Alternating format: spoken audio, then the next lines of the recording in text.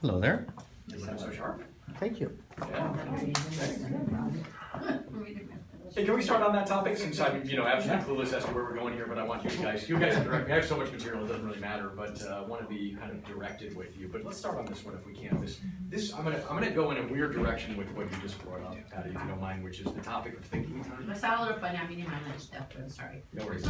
It's the topic of thinking time, right? So did I share with you the story about, Mark probably knows this one, I don't know if you guys do, the story about my wife about paying a friend to make lunches. Did you hear that one? So the story is very simple. She has a dear friend from a Bible study named Christina. Christina happens to be like a crazy good cook, and she does all this crazy organic, gluten-free mishmash, and she's whatever. And she and my wife have become dear friends, and she loves. My wife's kind of like the life coaching version of me, if you will. Like everybody wants to hang out with her, and she's not like me. She's a great listener.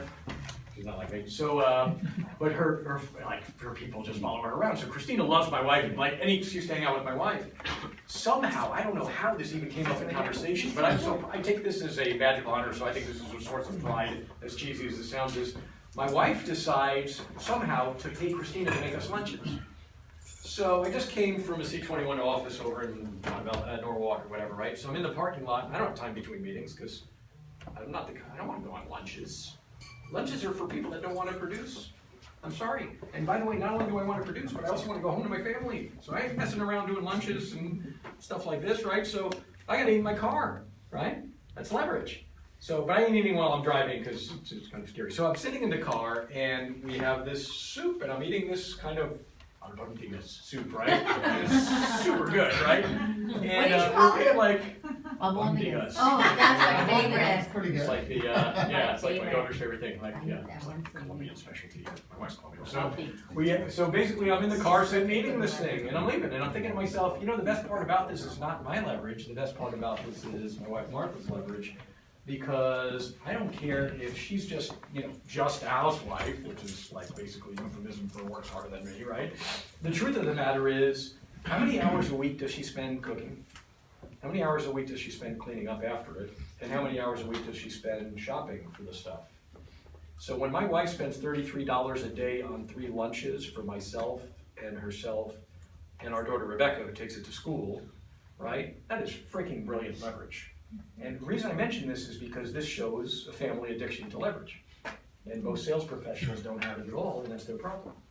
So I want you to start viewing, as you mentioned, the story even of, stuff that you're doing yourself or getting the morning routine done and not doing things like, driving the kids or whatever, right? Is the only way you're going to make more and work less is if you first, and you've heard this from me a bunch of times already, is you got to think like an entrepreneur first. Because otherwise it doesn't come naturally. And the only way you're going to think like one is being surrounded and inundated by them. So, quick story for you. If you saw any photos on Facebook, I went yesterday. So I'm now working only 3 days a week on the road. I don't know if you know this. So I'm literally only Tuesdays, Wednesdays, Thursdays doing coaching, which is creating chaos for some people, but not me. Okay? So, and the reason I did it was very simple. I want to make more and work less. So some of you know the story. I wasn't going to go to 3 days unless we're making more money somehow, which is a bit of a long story, and we can get into how to do that. But, so I'm off yesterday, theoretically, okay? Now, off for me means I'm working from home because I want to do lots more videos because there's some projects we're working on that are very cool. I want to have, my dream is the largest business coaching library in the world. I want 1,000 videos.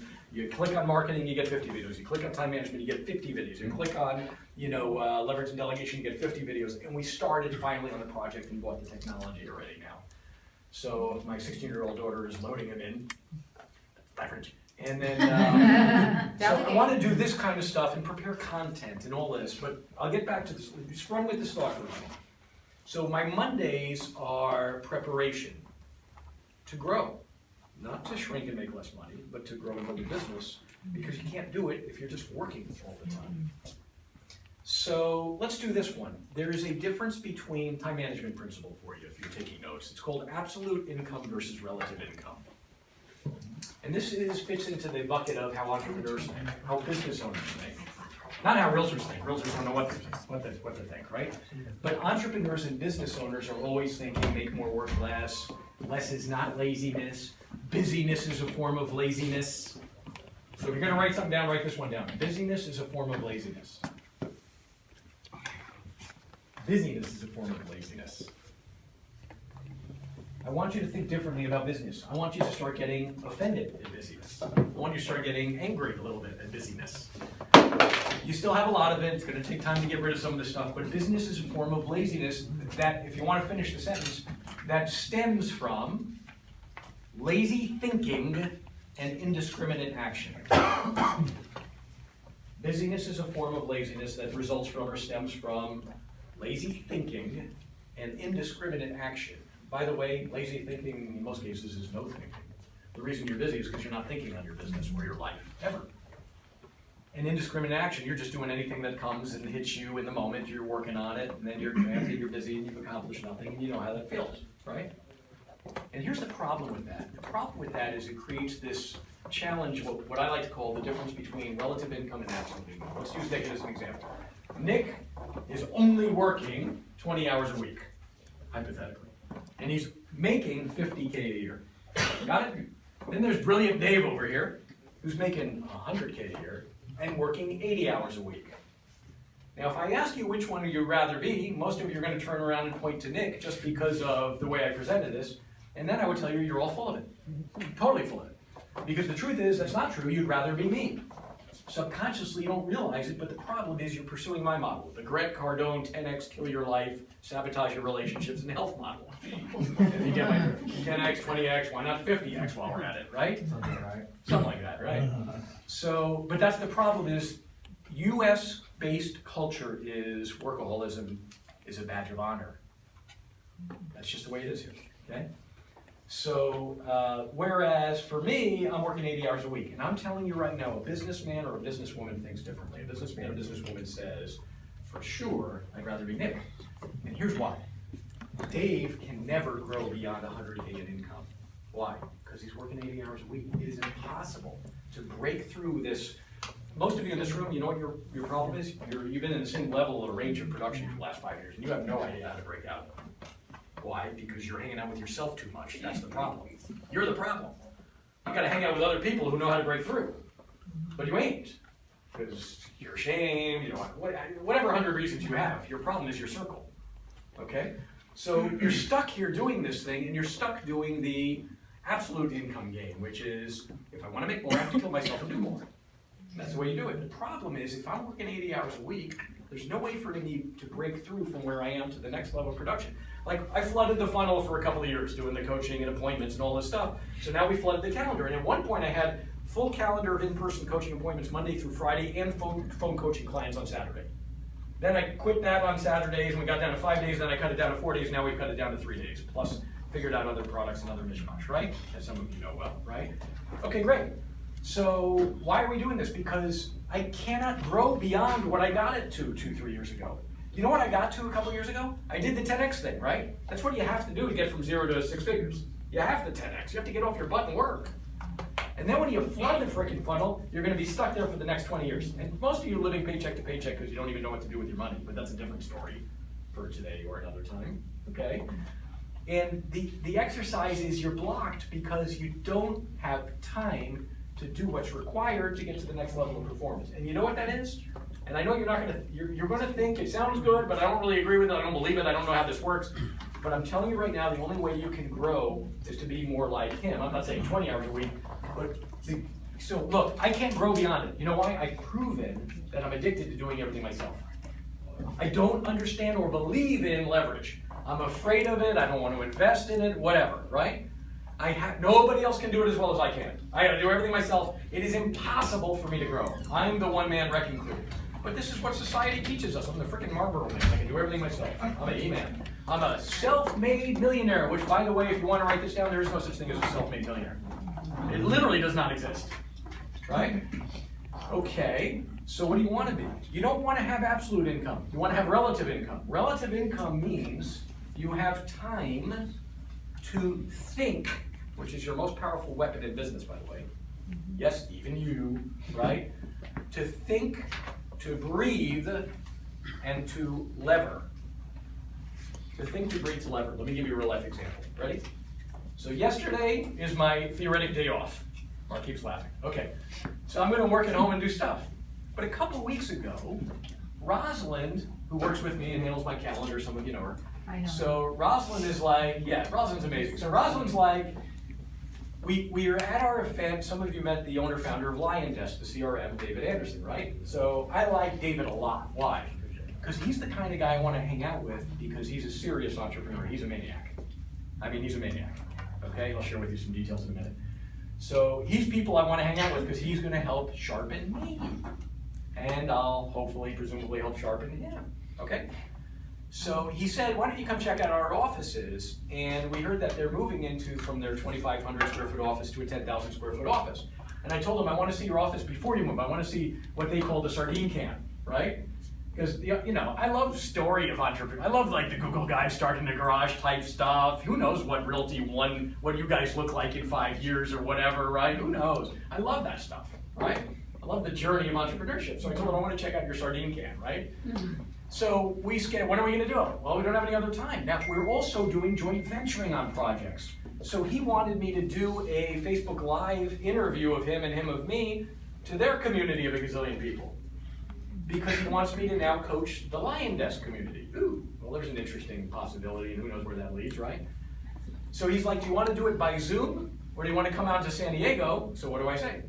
San Diego. I'm going to San Diego, of course. Why? Because you can't build anything without in-person face-to-faces. He's an appointment. Let's not kid ourselves. I don't know where it's going, but he's an appointment. Does this make sense? Yeah. Yes. Okay. So we decide we're going to go down and do a visit and hang out with him on a Monday. Because now we have time to think, to breathe, and to lever. And because they're trying to help us with stuff and we're trying to help them, and they just signed a deal with MLS, which means, you know, they're trying to get from, they're already at 25,000 users now, they want to get to 90,000 by the end of the year. Okay, probably good people to keep in touch with because in their new January updates, they're doing an online marketplace and they're going to put our logo with a click-through for our Good job. Okay, very good. We didn't even ask them for it, they offered it. Okay, this is what happens when you hang out with people that can sharpen your game. And I like hanging out with people like that. They're fun, they're crazy, right? So we're making this trip to go down there. Let's continue here because there's more to this story. Then coincidentally, because of that, Roz gets a reach out from a C21 chain. There's like 12 offices of C21 Award. They're based like in San Diego somewhere. And they say, can Dave come on down? We want him to meet the owners because we want him to do something for all of our units. Okay, that's a little different. We'd be happy to. And guess what, Dave? We're already going to San Diego. So she books it the same day. Perfect. Oh, nice. When would we have gone otherwise to San Diego? I don't know, right? You need time to breathe and to think and to lever. Lever means leverage, small investment, great big return. It means growing with less effort, growing with less investment, growing with less time. Does that make sense? But no, we can still do the daily grind and chase this and work on that. And what's going to change? We're going to do our incremental, the basic growth of business. Okay. We get down there, and after we do the radio broadcast with them, which was super fun, we end up just hanging out for 2 hours with them because we spaced out the meetings because we had time. And what do we end up doing? We're hanging out, we ordering lunch together, and we're just sitting there talking. Now, their marketing director, Marnie, was recruited away from Mike Ferry. She was Mike Ferry's marketing director for the last 7 years. Okay? And she's super cool people. And Roz loves her. And the two of them are like this. And I'm hanging out with Dave and we're just, kind of exchanging stories. And she's exchanging stuff. And then Marnie asks the question, tell me about your coaching business, Dave. Let's strategize. Oh, by the way, you understand this is like an impromptu board meeting. And she gets on a whiteboard and asks me, what are your products? And I won't go through the exercise she did, but she walked through the products and said, how do you grow this thing from this to this or whatever? Which ones do you want to grow? How would you do it like this? Let me tell you what we did at Mike Ferry's. We packaged and bundled products, and we did this, and we did that. Yeah, what you're doing here, that makes sense, yeah. And we had this type of conversation, okay? So when the conversation's over, how do we feel? Like our heads brewing with new ideas. In fact, both Rosalind and I were like, ooh, we can jack this thing up pretty quickly by doing this and this. Both of us were feeling the same way. We're in the car, driving separate cars, because she's out in San Bernardino. We're driving down to the next appointment in San Diego, and we're on the phone talking about what about this, what about that, what about this, what about that. It's a strategy session. The whole day was a strategy session. Does this make sense? Yes. David Anderson, the owner, founder of Lion Desk, tells me just before we leave, he makes an interesting comment, and this was one of my takeaways. He says, it's funny, it's like as we wanted to take Lion Desk and do some higher price points, and we're thinking about doing something where maybe it's like we get you and some other things that are part of our product offering, if you will, and if you want this thing, it's more than the base package or whatever. And I said, just use me, whatever you need. Just use it. I don't care what it is, right? I don't care about monetizing it even. It will always be somewhere good, if you know what I mean, right? So why am I mentioning this? Because this is what Anderson says. He says, hey Dave, by the way, one of the things that's interesting, we had an opportunity, we could have had, whether it was, Mike Ferry, some of the other guys, because Marty knows them well and all this kind of stuff, we could have had them be part of this program. But the truth is, he's already been to 3 of our seminars. He said, I liked your stuff at your seminars, you really connected with me. And frankly, I just like doing business with people I just like hanging out with. I'm getting a bunch of non-looks, people distracted, and not picking up the importance of that one. No, that was good. Basically, his comment was pretty simple. I want to do business with people I want to hang out with. And you forget the importance of this stuff, right? The only reason there's an interaction between us is because we have a lot of commonalities in our story and our backstory and our whatevers. Does it make sense? Yes. We're enjoying the chatting and all this kind of stuff. Yes. Roz tells me, as we're driving between that appointment and the C21 appointment, she says, Dave, I think this was better than our normal board of directors. Now, I may have shared with some of you, I have a board of directors. I'm a business coach who believes in coaching. So every 90 days, I get together with 4 people that are not coaching and not real estate. I share with them all my open financials and strategy and everything else with an update, openly, all of it, even personal financials, all of it. Because I don't give a crap, right? I just want to get better. And I don't care what the story tells. It's my story, right? And they provide feedback. And Roz is saying this was even better than the typical board meeting. Let me translate that in English for you. They might even be higher level thinkers and better for us to sponge off of. Or it could also mean the other people in our board are so good, but we've been spending so much time with them that we're not necessarily getting fed so much new. Interesting? All right.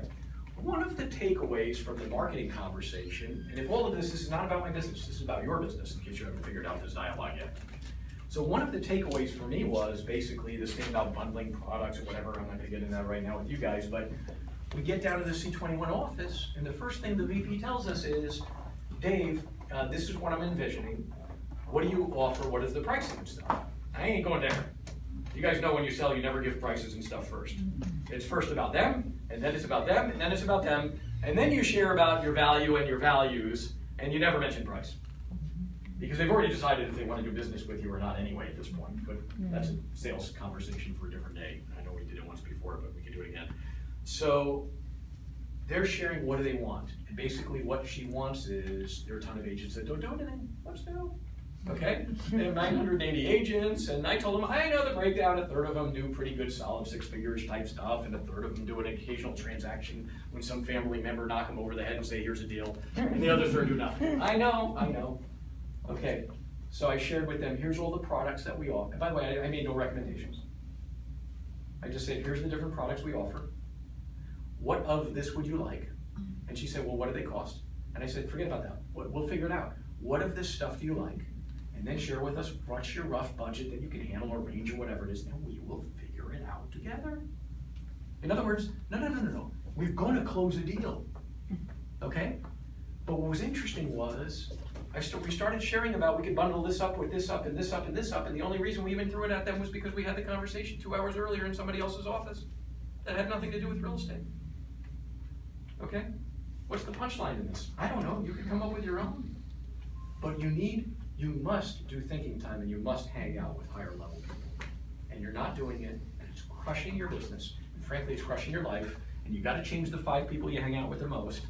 And one of them that you need to whack is a family member. It always is. And I'm not saying get rid of them from your life because you love them, but you can love them and not like them, or you can love them and not spend so much time with them. But you must. You want to do something for 2019?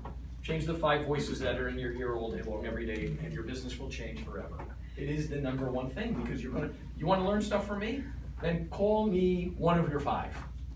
Absorb me, if you will. I mean, the accountability program, the daily coaching accountability program, nobody uses it right. There's so much stuff in there that nobody uses, it's ridiculous.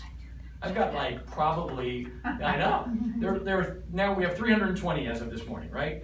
Of the 320 people, right? That's my accountability, is to keep saying the number out loud. Okay, of the 320 people, maybe a dozen of them are constantly texting me coaching questions. and I keep telling everyone, hammer me with coaching questions all year long. You could get $1,000 a month coaching for whatever you guys are paying. In this group, it's even less than the 29 bucks a month, right? You could get $1,000 a month coaching and pump me for information and have videos coming out of your ears and all this kind of stuff, and people don't use it. And the reason they don't use it is they say they want accountability, but what they don't want to do is actually grow. Everybody wants to change their circumstances. Nobody wants to change themselves. Can't help you, sorry. I'm the business coach that, you've heard me before. I'm not here to motivate the unmotivated. That's a waste of time. Yeah, but that's what a coach is supposed to do. No, it's not. I have no interest in that. I'll give you some other coaches. Call up mine, call up Todd, call up Brian, call them up. Don't call me. I have no time for that. I'm not interested in that. Does that make sense? But I want to hang out with higher level people, which is why probably share. The best thing we do is the board of directors at my house, because people from different industries that get together. That's super high level stuff, which is very cool, right? All right, that was just a random thing, and it was all because of talking about the morning routine and changing it. And the whole game is, how can we chant? That's been my struggle, though. It really has. We talk about it with other moms in It's our so women's crucial. club, and it's just, it's. So now the question would be, how can you hang out with women you want to model as opposed to women who want to, I'm not saying write and complain about it, but does that make sense? It does. It does. So, or people with different paradigms. For some women, I have to be careful how I say this, I know, right? It's gonna get me in big trouble.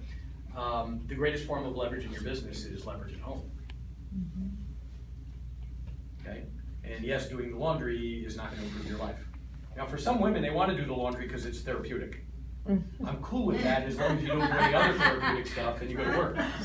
Or something like that. Cleaning is therapeutic for me. Uh-huh. I have a problem with that. Everybody's got to have their thing, okay? And for some, it's going to be, might be watching the Rams games and doing laundry. That's I don't it. know. Whatever those things are, I'm cool.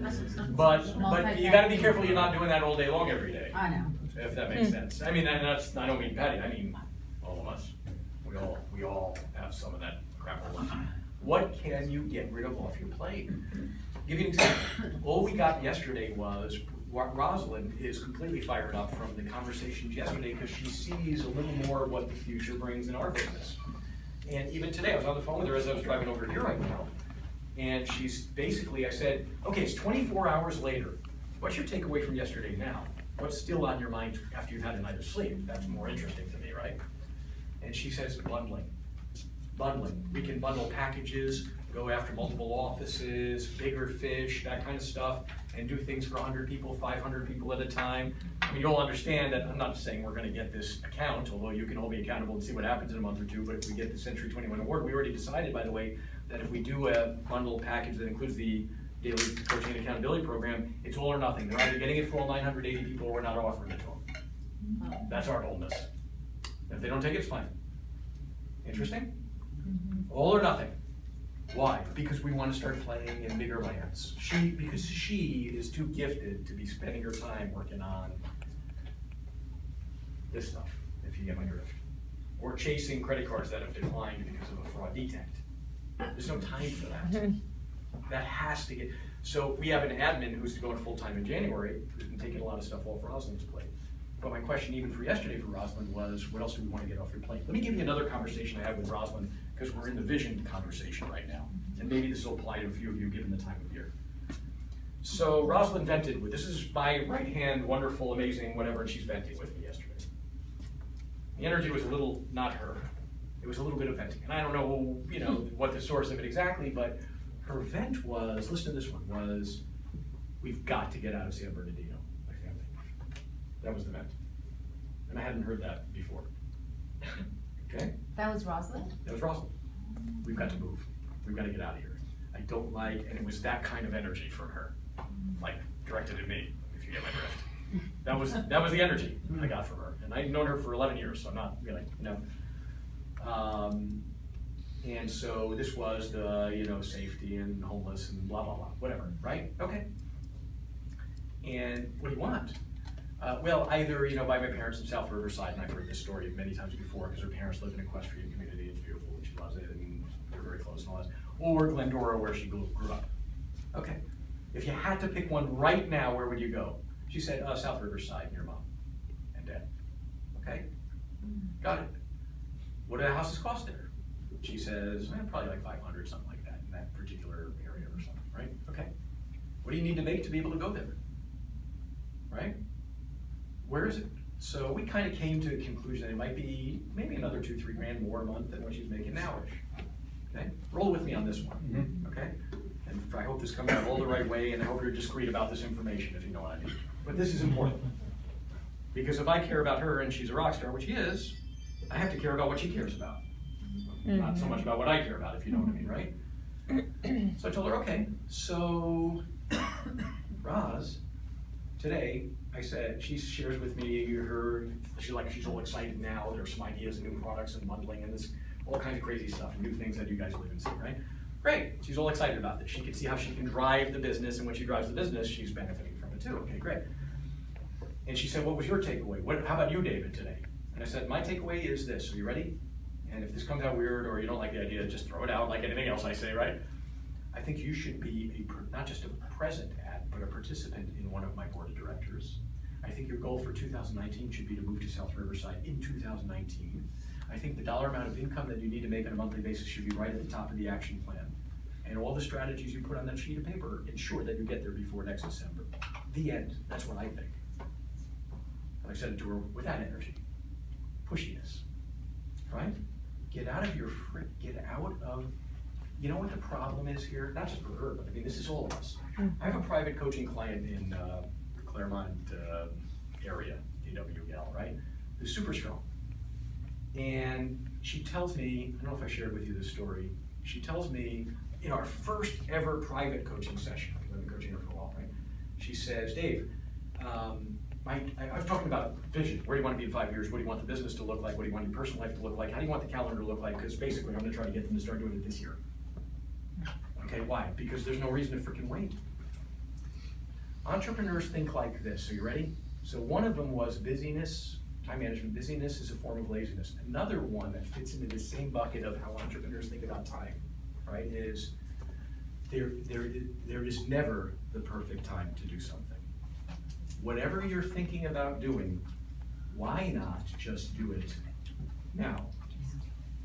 So she tells me, someday my dream is to build an orphanage in Uganda, Kenya, something like this, and have my kids involved in this. And I told her, I don't really like the idea. And she's like, what do you mean you don't like the idea? I'm like, I don't like the idea at all. She's like, how can you say you don't like the idea of building an orphanage in Uganda? Like, nobody will ever say that, especially a coach. It's like weird, right? And I said, no, actually, to be honest, I really hate the idea. And she's like, how can you say you hate the idea of building an orphanage? I said, because it's a freaking fantasy la la land and you ain't never doing it. If it does not fit on your weekly calendar, it's a fantasy. And I don't deal in fantasies. I'm a businessman. I like to deal in reality. Reality is now-ish, right? She has now been, for quite some time now, volunteering in a local orphanage with her kids. I'm in. If it leads to Uganda and Kenya, I'm good with that. But I don't give a crap about that. Does this make sense? Yeah. Yes. Okay? Whatever you want to do someday, the time is never right. Entrepreneurs know this. Whatever you want to do someday. Let's talk Lioness, David Anderson. They're doing some crazy upgrades to their system, including the deal with MLS, and now you can do searches through LionDesk, and you can do marketing through LionDesk for your listings, and that's all starting, and they're rolling it out in January, right? So great. It's going to be a freaking mess when they roll it out with all kinds of mistakes and complaints, and that's the way it works, and they're going to hate their lives for probably a few months. Okay, that's just the way it works, right? He has a techie team up in Vancouver, Canada. It's a longtime techie guy that he's friends with who leads the tech team that does all the LionDesk work, right? So he and Marty go up and visit them last month to see the progress.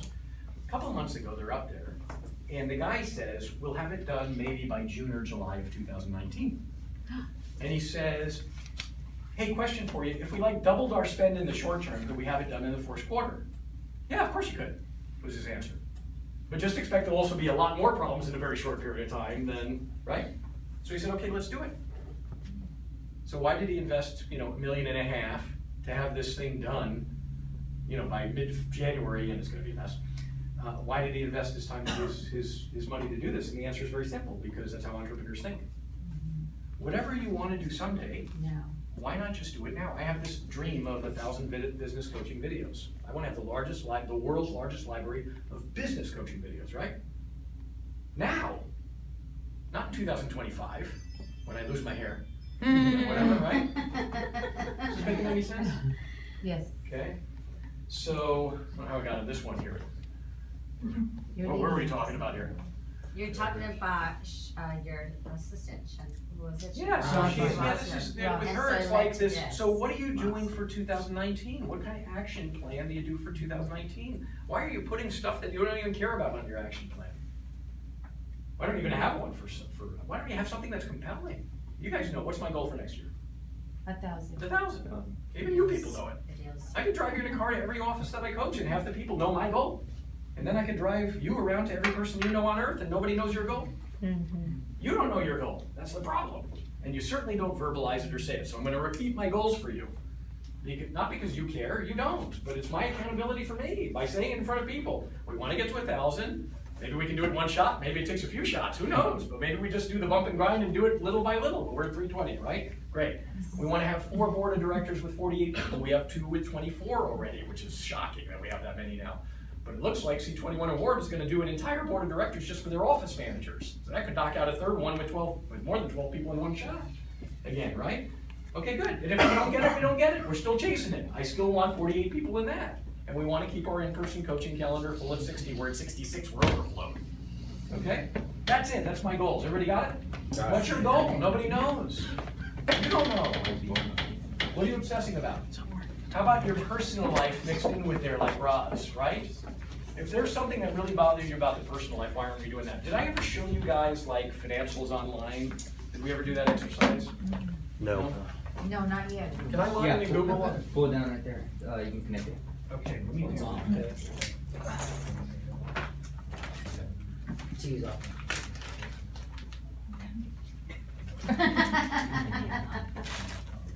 I mean, we gotta help those guys. Hi.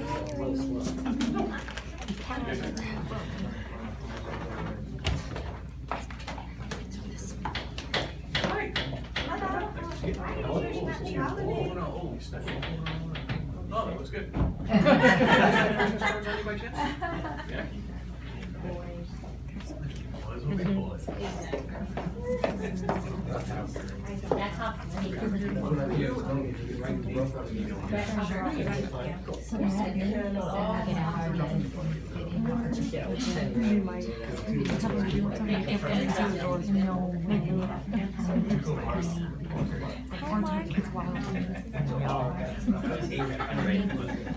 How are you?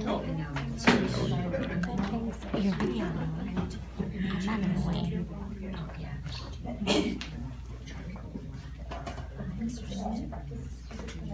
If you ever want to go to Venice, now. Do it this year. Is that in Vegas? I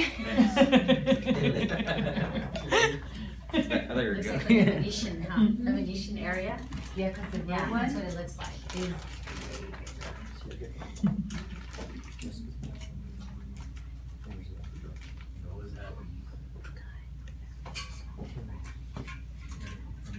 Huh? To confirm it, Oh, Put it again. type it twice. Top it, yeah, then bottom. You need to call Robin? No, no, you gotta type it in, then type it in again underneath. Underneath. Now go. Tab. Confirm password. Hit tab. Go in the box to confirm password. No. Put the password again. oh. Yay! Don't trust the business coach, they don't know what they're doing. Here you go. Okay.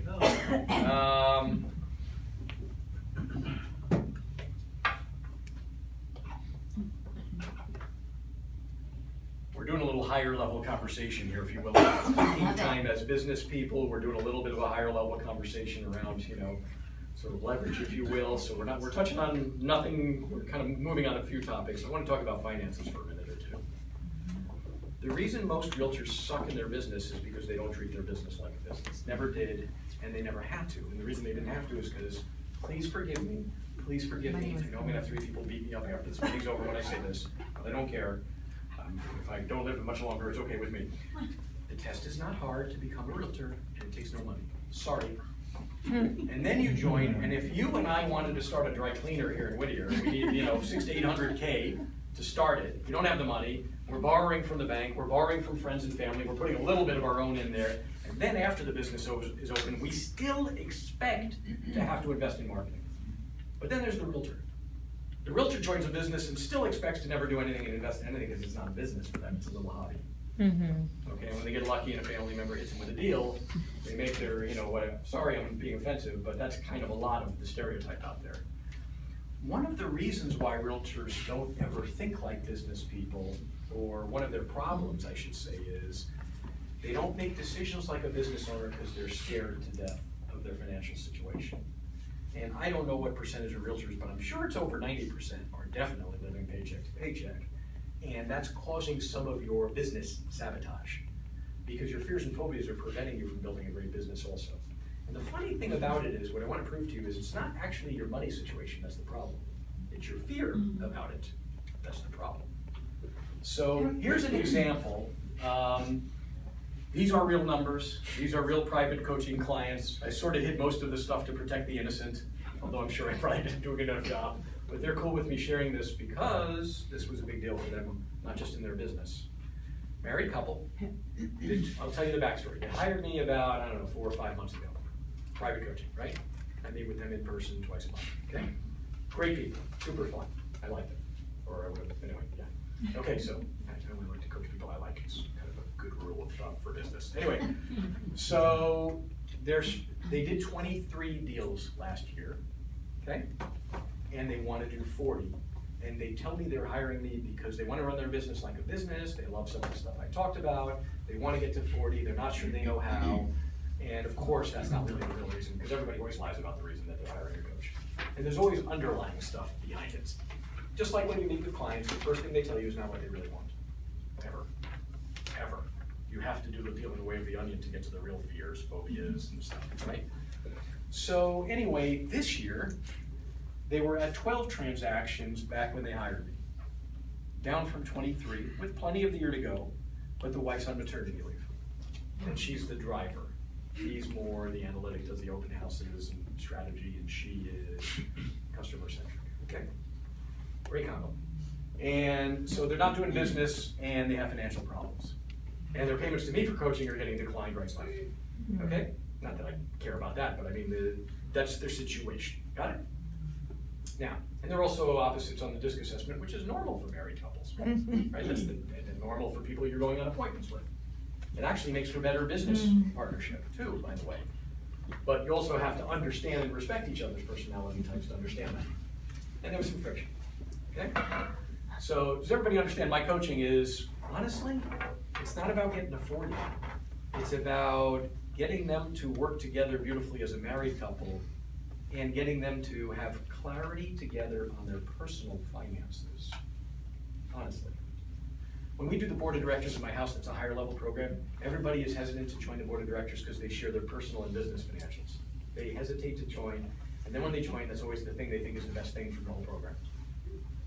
The thing you fear. Which strangely enough, everybody has shitty financials, and a couple sessions into it, even people you thought, I've got a guy on my board who's a 35-year owner for a flooring business, lives up in Santa Barbara, just flipped some like $2 million property, and he drives around looking like a hot shot in his, interesting car and blah, blah, blah. But now I've seen his financials. And it's not quite what you imagine. It's making any sense, okay? So, but can be the most powerful thing for you, because what gets brought to the light has this odd tendency of shining and improving, okay? So here's the story with these guys. I try to get them to prepare financials. It takes me 3-4 months till they finally do it. They finally started doing it, as you can see here, in the month of August. Pretty cool? So let's just start with what a financial is. Most business owners don't know how to use their financials, okay? There's somebody who's very well known in your real estate community in Southern California who shows me a P&L that a bookkeeper did for them for 1 month, and I said, so what's this? Oh, it's my P&L, what do you think? And I said, I don't look at a 1 month P&L.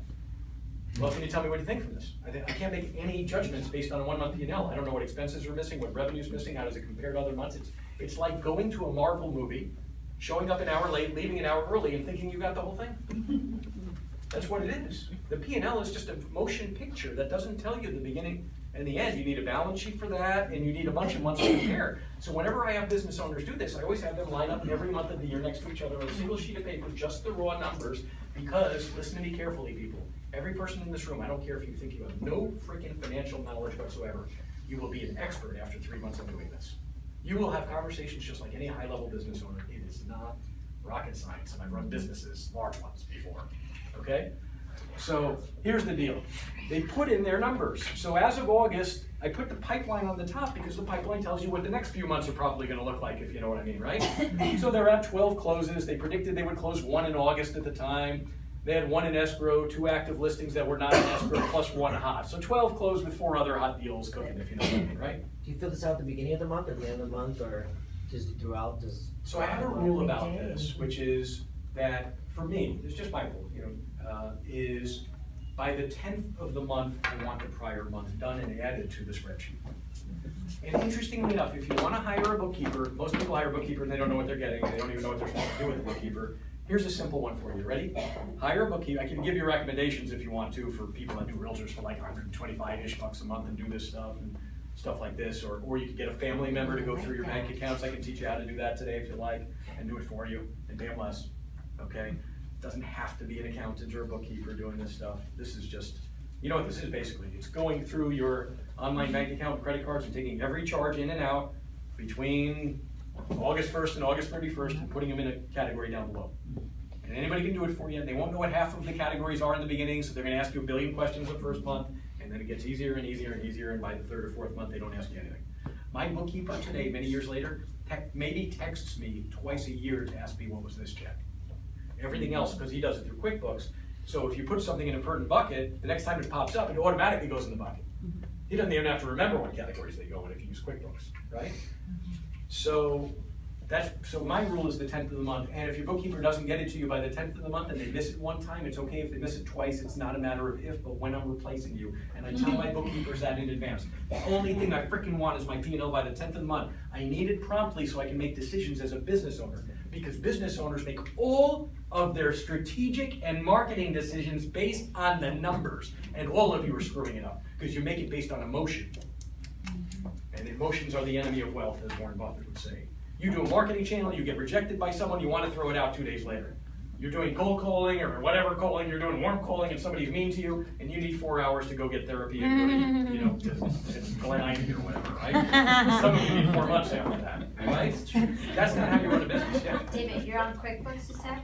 I'm on QuickBooks, but my bookkeeper does it on QuickBooks for me. I touch nothing. Oh, by the way, because this is done. Go ahead. Oh, because I'm saying, because like for me, we use Internet, we use Quicken right now, but we're switching to QuickBooks. You have to use QuickBooks. It's I far know. superior to anything else out there. Yeah. I know, because Quicken is always just been us, but Quicken is so easy, so easy compared to QuickBooks. To clarify, we use QuickBooks for this. I use Quicken for home. So, got it. Yeah. Got it. Okay, that's fine. That's fine. To be honest, that's fine. But this is kind of making some sense. So, because you want it, the scoreboard tells you what to do. You don't make decisions on the fly. What am I going to do? You make decisions based on what the numbers tell you. I mean, as Warren Buffett's famous quote is, measure results, coach activities. You measure the results first, and then you decide and determine activities, what you're going to do with your time and money based on the numbers. You never decide what marketing channel to do based on how you feel or what seminar came freaking through town last week. That's stupid. The way you do it is, where did I get my deals from in the past? Great, if most of my deals came from this thing, then I gotta do a lot more of this thing.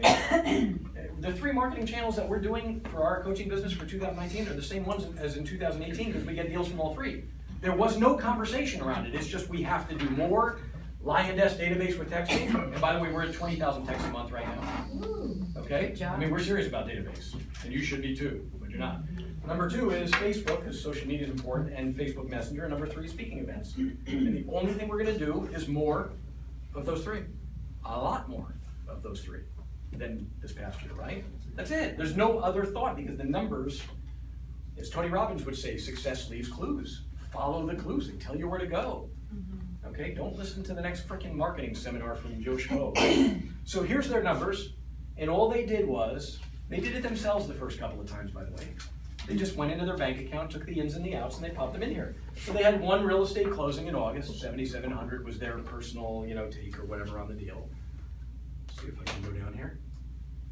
ATM, they have a little side ATM business that makes a few $100 a month. They get foster care from the state. So with one deal, they brought in like 9,000 that month. Okay, so far so good? Let's keep going. Now these categories come off Dave Ramsey's program, for those of you familiar with Dave Ramsey. And by the way, not that you have to use these categories, but these are whatever goes in here, you're not writing off on your taxes is the idea. Got it? So they just put this in here. They put in housing, $1,000, they put utilities, whatever, right? Food, stuff like this, 2,500, okay? And then down here, the business expenses. This is the stuff they are gonna write off. And what's cool about this is the categories I put in here are the exact categories that appear on your tax return. Why is this important? Because if you do this for 12 months, now it's January 10th, you're ready to file taxes immediately. This makes sense? Yes. There's no this delay BS crap that everybody's doing and all that kind of stuff, right? It's just, I'm ready to file. Now I'm just waiting for whatever 1099 forms and all that, right? But that's it, you're ready to file because you have the categories, right? So these were their expenses, and they had about 7,000 in total expenses that month. Got it? And I asked them, wow, that's pretty low, or decent, okay? Some of you are lower, some of you are higher. Is that a normal month for you? And they said, yes, except that now they became independent broker owners, they got their own office, so now there's gonna be an extra grand a month in rent or whatever. So we think it'll be about 8,000 a month in this row going forward, okay? Got it? Okay. Do you realize what that means now? We did this exercise only for 1 month, and what they learned from this was, it only takes them one deal a month to at least break even. Because I told them, look, you've pocketed an extra 2K in August. Does that sound right? It sounded fishy to me. Does it sound right to you? Yeah, our bank accounts increased by about $2 grand that month. It sounds about right. Wow. You have okay, so one deal, all right, one deal a month means you make a nickel more than your expenses or whatever, right? Or even a dime. You guys did how many deals last year? Oh, we did 23 last year. What was the coach's next question? What happened? Where'd the money go? Because I'll show you in a minute, they put their bank accounts and all that kind of stuff. So my question, well, let's do it right now. Oh, okay. They went to Vegas. Yeah, they had, okay, the cash, ignore this now because this is updated now. But at the time, they were literally, between their 4 bank accounts, they were upside down $1,000. And their credit card debts were about 5 grand, which is small too, with about 7 grand or 6 grand, something like that in total availability. In other words, only another additional 1,000. So they're kind of maxed out at only about 5 grand in debts. They had only like 1,000 in cash. Got it? So let's talk about the balance sheet for a minute, and then we'll talk about the 23 deals. Oh, incidentally, real quick, I asked them the question, where's the money? Because it's not there, right? And this is what the husband said, and this is kind of how he said it. I felt like I was at a Seinfeld episode. He was like, I know, that's a great, I always ask that question, where'd it go? And he said it just like that. And I'm like, yeah, where'd it go? He said, I know we took a good little vacation last year, but that was, I mean, if they did 23 deals, that means they did like an extra deal every month. An extra 6, 7, 8 grand a month? That's like an extra 100K? What the hell is it? And they said literally, we took a good vacation, but where's it? Please. Almost every realtor I talk to tells me, I did 23 deals, I did 10 deals, I did 10 deals. But I'm so analytic, I always check the numbers. It's never true. Even though they say they did 23, I just had a big realtor in the city, and I had dinner with him, and I said, how many transactions do you do? He goes, I do about 30. I go, no, you didn't. I only saw 17. Oh, but I got 7 in escrow, show me. He couldn't verify it, so. I remember even with our mastermind a couple of years ago, and Angel was like, Realtors are look them up and see how many deals they did. So when I know what good producers Yeah, that's right. You were talking. We're the buyers, right? You told me we were having a conversation. He says, "Well, I got this big volume guy coming in this big." I said, "Well, who are their names?" Yeah. And I started verifying, and I started. There was only one that actually, Yeah. like Joel or something, was the only one that like fit the bill Well, and actually did a lot of buyers yeah. or something, right? It was like nobody else.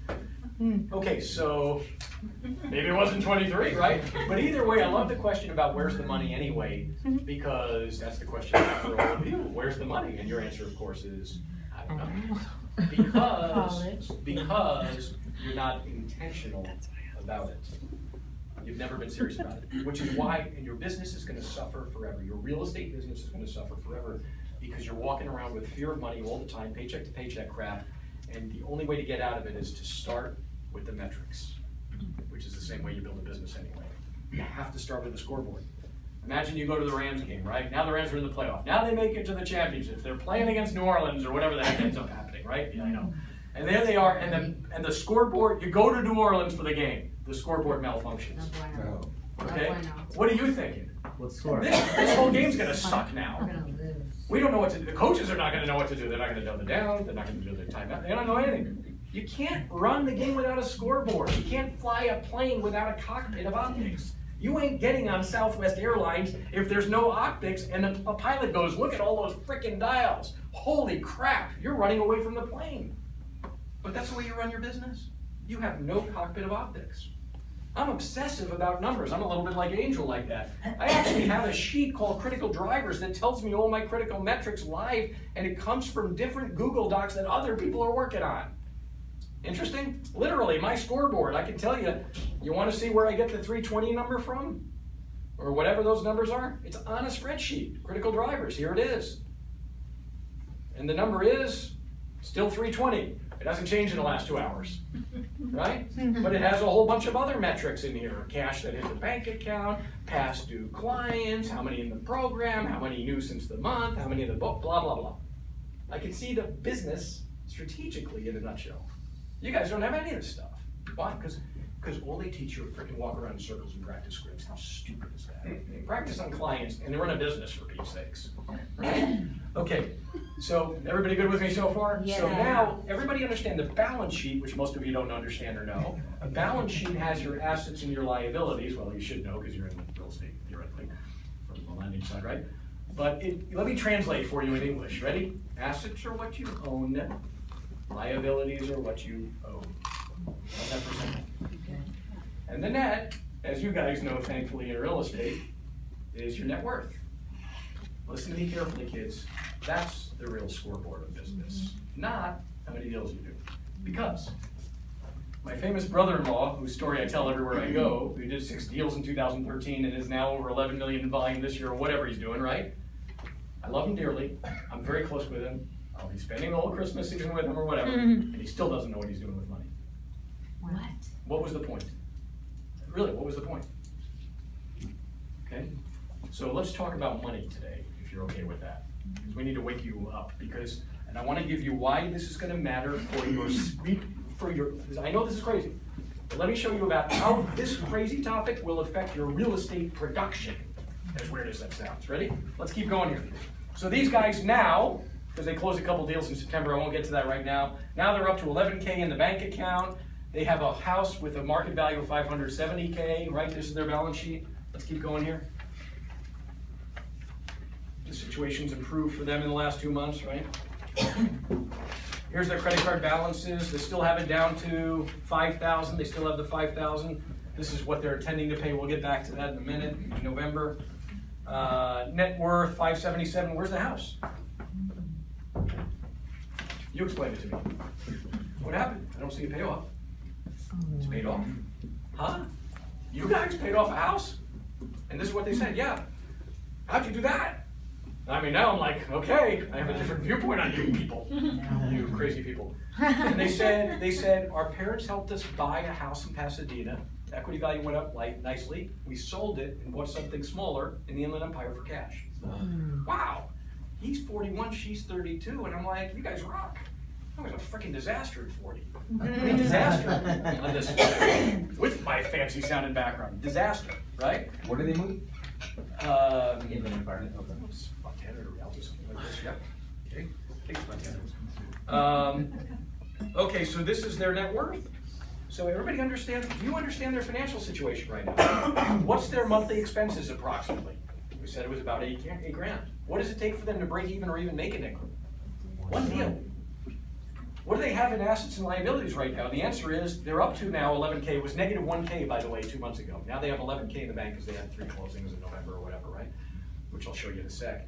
And they have 11K in the bank. They've got 5K in debt. Okay, they have the house paid off. How you feeling about them now? Nice net worth. So this was a married couple with serious marital issues also a few months ago, and a lot of it naturally stems from the financial, not situation, but fear. Okay, let's do something else here. Check this out. I'm in a coaching session with him about a month ago, and we have the pipeline up top, and I'm meeting with them, and it's middle to end of October, and I'm like, something is kind of weird here. I don't know if you're seeing what I'm seeing. What the heck is that? Hot deals for the next 30 days. By the way, for us, hot deals for the next 30 days means they think it will turn into an active listing or an open escrow within 30 days. And I said, what the heck is that? Right? I mean, it doesn't look like that or that. And they're like, yeah, and this is what they said. They said, Dave, we thought you wouldn't even believe us, so we actually put all the names there. Interesting? What on earth are you people doing? And this was the weirdest conversation. Are you ready? So this is what she says after about 2 to 3 minutes of starting to give me some story, and I don't know where the story's going. She starts crying and bawling like crazy. I'm like, what is this? Is like an episode of something, right? What am I? It's like, but all coaching's like this. Half the people cry on me anyway. So Oh my it's not coaching. No? Okay. And I'm, what is that? And she said, this is what she said. She said the honest truth of it is, because our financial situation now is so much better, and more importantly, because we now have clarity about what's coming up, which I didn't get to that part with you, it's just given us so much peace. Now we're just running around like maniacs doing appointments. I don't understand. Explain that to me again. And she's like, no, because we understand where our situation is going. Let me explain what that means, by the way. They knew at the time that there were going to be 3 closings in November. We had that down here, and then they actually moved up here, right? Projected closing. And they knew they had 2 more that were expected to close in December at the time. And they knew that it only took 1 deal to break even, and the 2 extra deals would bring in an extra, whatever, 15, 16 grand. And they knew that would solve the credit card debt and the bank account issue. And then they had 2 more deals for December. They're like, because we had clarity about those numbers and what they mean, we're just more relaxed now, so we're running around doing appointments like maniacs. You understand the problem and pressure that financial, not situation, the fear of financial situation brings on couples, and how much impact it has on you running a business. It's huge. It's huge. I've shared this before. Mark's probably heard this before. I don't know if anybody else has. I tell you my net worth story at age 40. So I went to Yale, graduated, top of my class at Yale, top 5%, 580 Kappa, summa cum laude. Went to an investment bank, went to Crescent Jewelers, became the COO of the world's 3rd largest jewelry company, CEO of a database marketing company. At age 40, with a wife and daughter, living in Southern California, our net worth was gigantically negative. Because I didn't know what Bracknell was doing with money at all. You can have the most beautiful resume on earth. You could go send your kids to, my daughter wants to go to Yale, I'm not sure I'm even, I mean, I'll, yeah.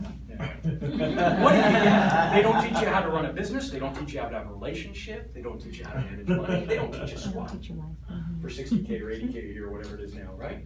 It's ridiculous. Seriously, I mean that. So you can send her? I drank a lot, and she's nervous like an idiot. What do you get from this? Seriously, okay? Yeah. You should teach there. They should teach there. Yeah.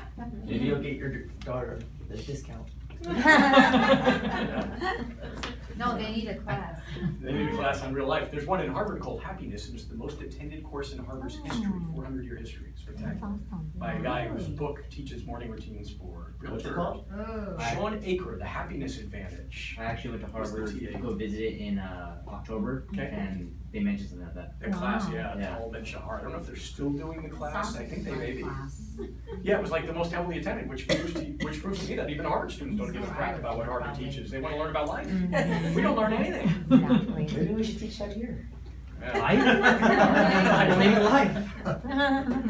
So that's what they said. They said the clarity about what's coming and that there's hope and that they have a plan, which I'll show you the plan for what to do with their money. It changed their marital dialogue, and it changed their business dialogue, and it changed their business activity. How important is this? You know what my wife did and I did from age 40? Now if I told you our financial situation at age 52, and I hope this doesn't come off the wrong way, but if you told me at age 40 it would look like it looks today, I'd say, give me the thing to sign. I'm in. I mean, I'm way more than in. I wouldn't have imagined, right? You know, we haven't done anything brilliant in the last 12 years except for this. This is brilliant. Are you ready? Every month, my wife and I look at that, the P&L on the balance sheet. Every month, we have a conversation over it. They're pretty short nowadays. They're usually 10 minutes long. And they'll usually be like, why was that so high? Or what's that all about? My wife even got 2 takeaways from last month. Last month she came up with, I'm canceling Rebecca's medical, her dental, her medical insurance. The freaking $90 a month doesn't even give her any coverage anyway every time we go. It's stupid. And I'm gonna whack this life insurance policy that's like $40 a month. I don't know why I have it anyway. And I'm thinking to myself, yeah, why do you have 3 life insurance policies and 2 of them are on me anyway? So, thinking to myself, oh, I might live longer. Okay, good. She's whacking the life insurance policy instead of whacking the husband. Okay. She's got something that for sleep. I know. But you understand, but listen to me carefully. That was, I know this is gonna sound cheesy, but that conversation with my wife, reviewing this for 10 minutes and her saying, I'm gonna whack this, I'm gonna whack that, listen to me carefully. That was a high-level business dialogue. You don't need to be rocket science, you don't need to be school in finances, you just need a scoreboard to look at. And you need someone to talk to about it. That's it. We have been doing that for 12 years, and our financial situation has been blessed. Period. Okay? And I'm gonna give you a weird one since we're talking finances, if you guys are open to really weird stuff here. Something that you won't hear from Dave Ramsey. So, we know these guys and their situation, right? Fascinating case study, and I work with a lot of people and I try to make everyone I privately coach do this, and most of them try to resist. Or they're like, I couldn't find someone to do this, I know, I don't delegate, I'm so lazy. No, you're freaking scared. Get it out of your system. I don't judge anyone, we're all a mess. Okay? Right? I don't care where you are, we've all been there, and by the way, the only objective is to get you from here to here, and I don't care where here is as long as it's moving in a good direction for you. Fair enough? Okay? Because remember, listen to me carefully. I know this sounds like I'm doing a personal finance class, but no, you're missing the point. I am a business coach. I know what makes businesses move. And it's not the crap they teach you in this industry. It's just not. Some of it, yeah, but not all of it, okay?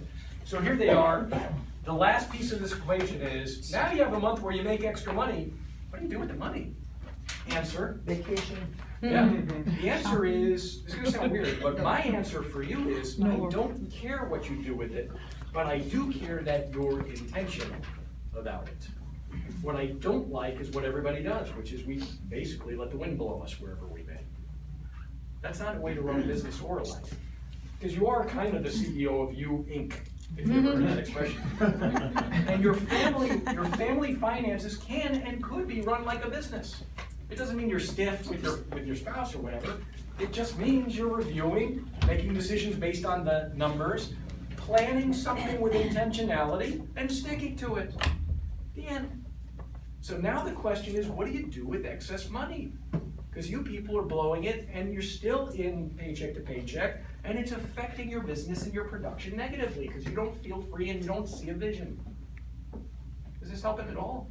Yes. Okay? So what do? And the answer is you gotta pick what things you wanna put your money towards in order, and you have to be honest with yourself. And the answer is not, what does the world think is cool? Who gives a crap what anybody else thinks, right? I'll give you my own personal example. I have a weird philosophy about cash, and about money, and about investing that a lot of people I know who are wealthier than me don't agree with. But it doesn't matter. The only thing that matters for me is, what's my roadmap? And do I manifest that, right? I believe in cash. Period. Cash. Cash is king. Cash is flexibility, and cash is frickin' freedom. It is. Let me explain why. We're talking business for a second here. The only reason anybody ever went out of business is because they ran out of cash. Now, that's not entirely true. A lot of people went out of business because they were fearing that they were going to run out of cash, and they quit too early. Anyway. It's either cash or fear of cash, and that's what wipes business owners. Does that make sense? Even realtors, when do they get knocked out of the market? Everybody says it's in the downturn. No. They get knocked out of the market when their fear of cash overcomes them, and then they drop like flies. And of course, fear is going to be stronger, more palpable, and sooner because they don't have a scoreboard or any intentionality around it. Does that make sense? Yes. Okay, so let's continue. So you have to know what you want to do with cash. This is just my template. This is theirs, which is different from mine. My personal order of importance is I want a pile of cash in my bank account. I don't give a crap if it earns anything. Weird? Yes. And it's what everybody tells you not to do, especially every financial advisor who wants you to invest so they can get a percentage of it. And especially everybody that teaches you all the principles of compounding. It's true, you're stupid to put your money in stuff.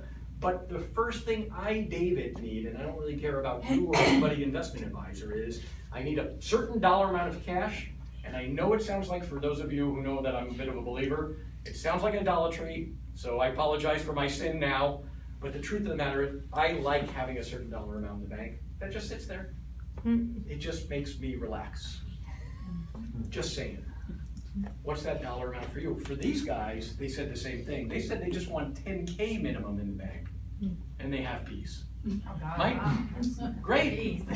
Remember, they were at overdrawn 1,000 when we started this game, and you saw what was their cash balances now? They were at 11,000 now, so they've done it now, right? Okay, I don't care what their number is. I care that it's their number. Okay, Dave Ramsey, by the way, teaches that you should have an emergency fund of $1,000. Dave Ramsey has a much bigger net worth than I do. I am still entitled to disagreeing with Dave Ramsey. It doesn't matter, I have a voice, and so do you. And no, there is no one size fits all. It works great for him selling his program, but it doesn't work great for you. His envelope system is marvelous. I don't know a single person that sticks to it for more than 2 months or 3 months, ever. What's the point? Okay? Look, I'm into reality. This is just me, and he can do whatever he wants to do. I like cash first, and $1,000 in emergency fund doesn't work for me. I don't know about you. Okay? So whatever that dollar amount is, they picked 10,000, they said they want to do that first, it's the source. Okay, great, what do you want to do next? Now, here's my principle. The only reason a business goes out is because of lack of cash, or here's the tricky one, access to cash. Dave Ramsey says pay off all debts and don't have credit cards, cut them up. I say have a gazillion dollars in credit card availability. I am a believer in massive credit. It's flexibility also. When you want it, you ain't getting it. When you don't need it, you get access to it all over the place. Is this making any sense at all? Yes. Okay. Why do you want to have it? Because it's there for a rainy day. And no, you don't ever want to use it if you can avoid it. But it's there. So for me, it's all about cash and access to cash. Let me give you an example of why. Okay? I love things like HELOCs. Everybody hates them. It's like I love HELOCs. Why? Everybody's like, well, they could pull a HELOC in a down market, they could change the rules and take away your limit. I'm like, yeah, but if you've already put 100K on it, they can't take it away from you. They can't ask for the money back tomorrow, right? And it's a 30-year term with a very modest rate of interest. You can put 200K on a HELOC and your monthly payment's $900 a month. Listen to me carefully. I don't care if these numbers matter to you or make any sense to you, but if you have, let's just do some silly math. If your monthly expenses are $10,000 a month, got it? And you have 50K in the bank cash and 50K in credit card availability or whatever, you can go for 10 months without an income. You with me? It took us 12 years, but I'm at a point where I could go for years without an income.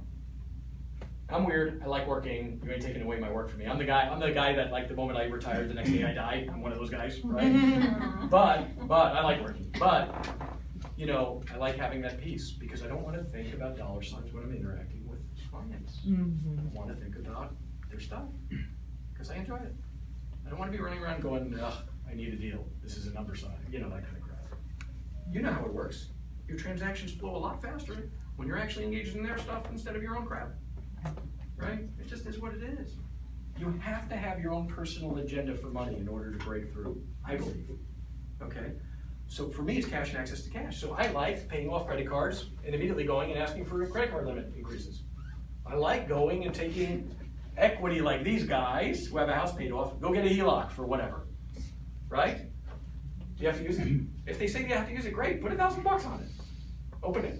But I'm not saying use it, I'm just saying have it. For me, that's the game, right?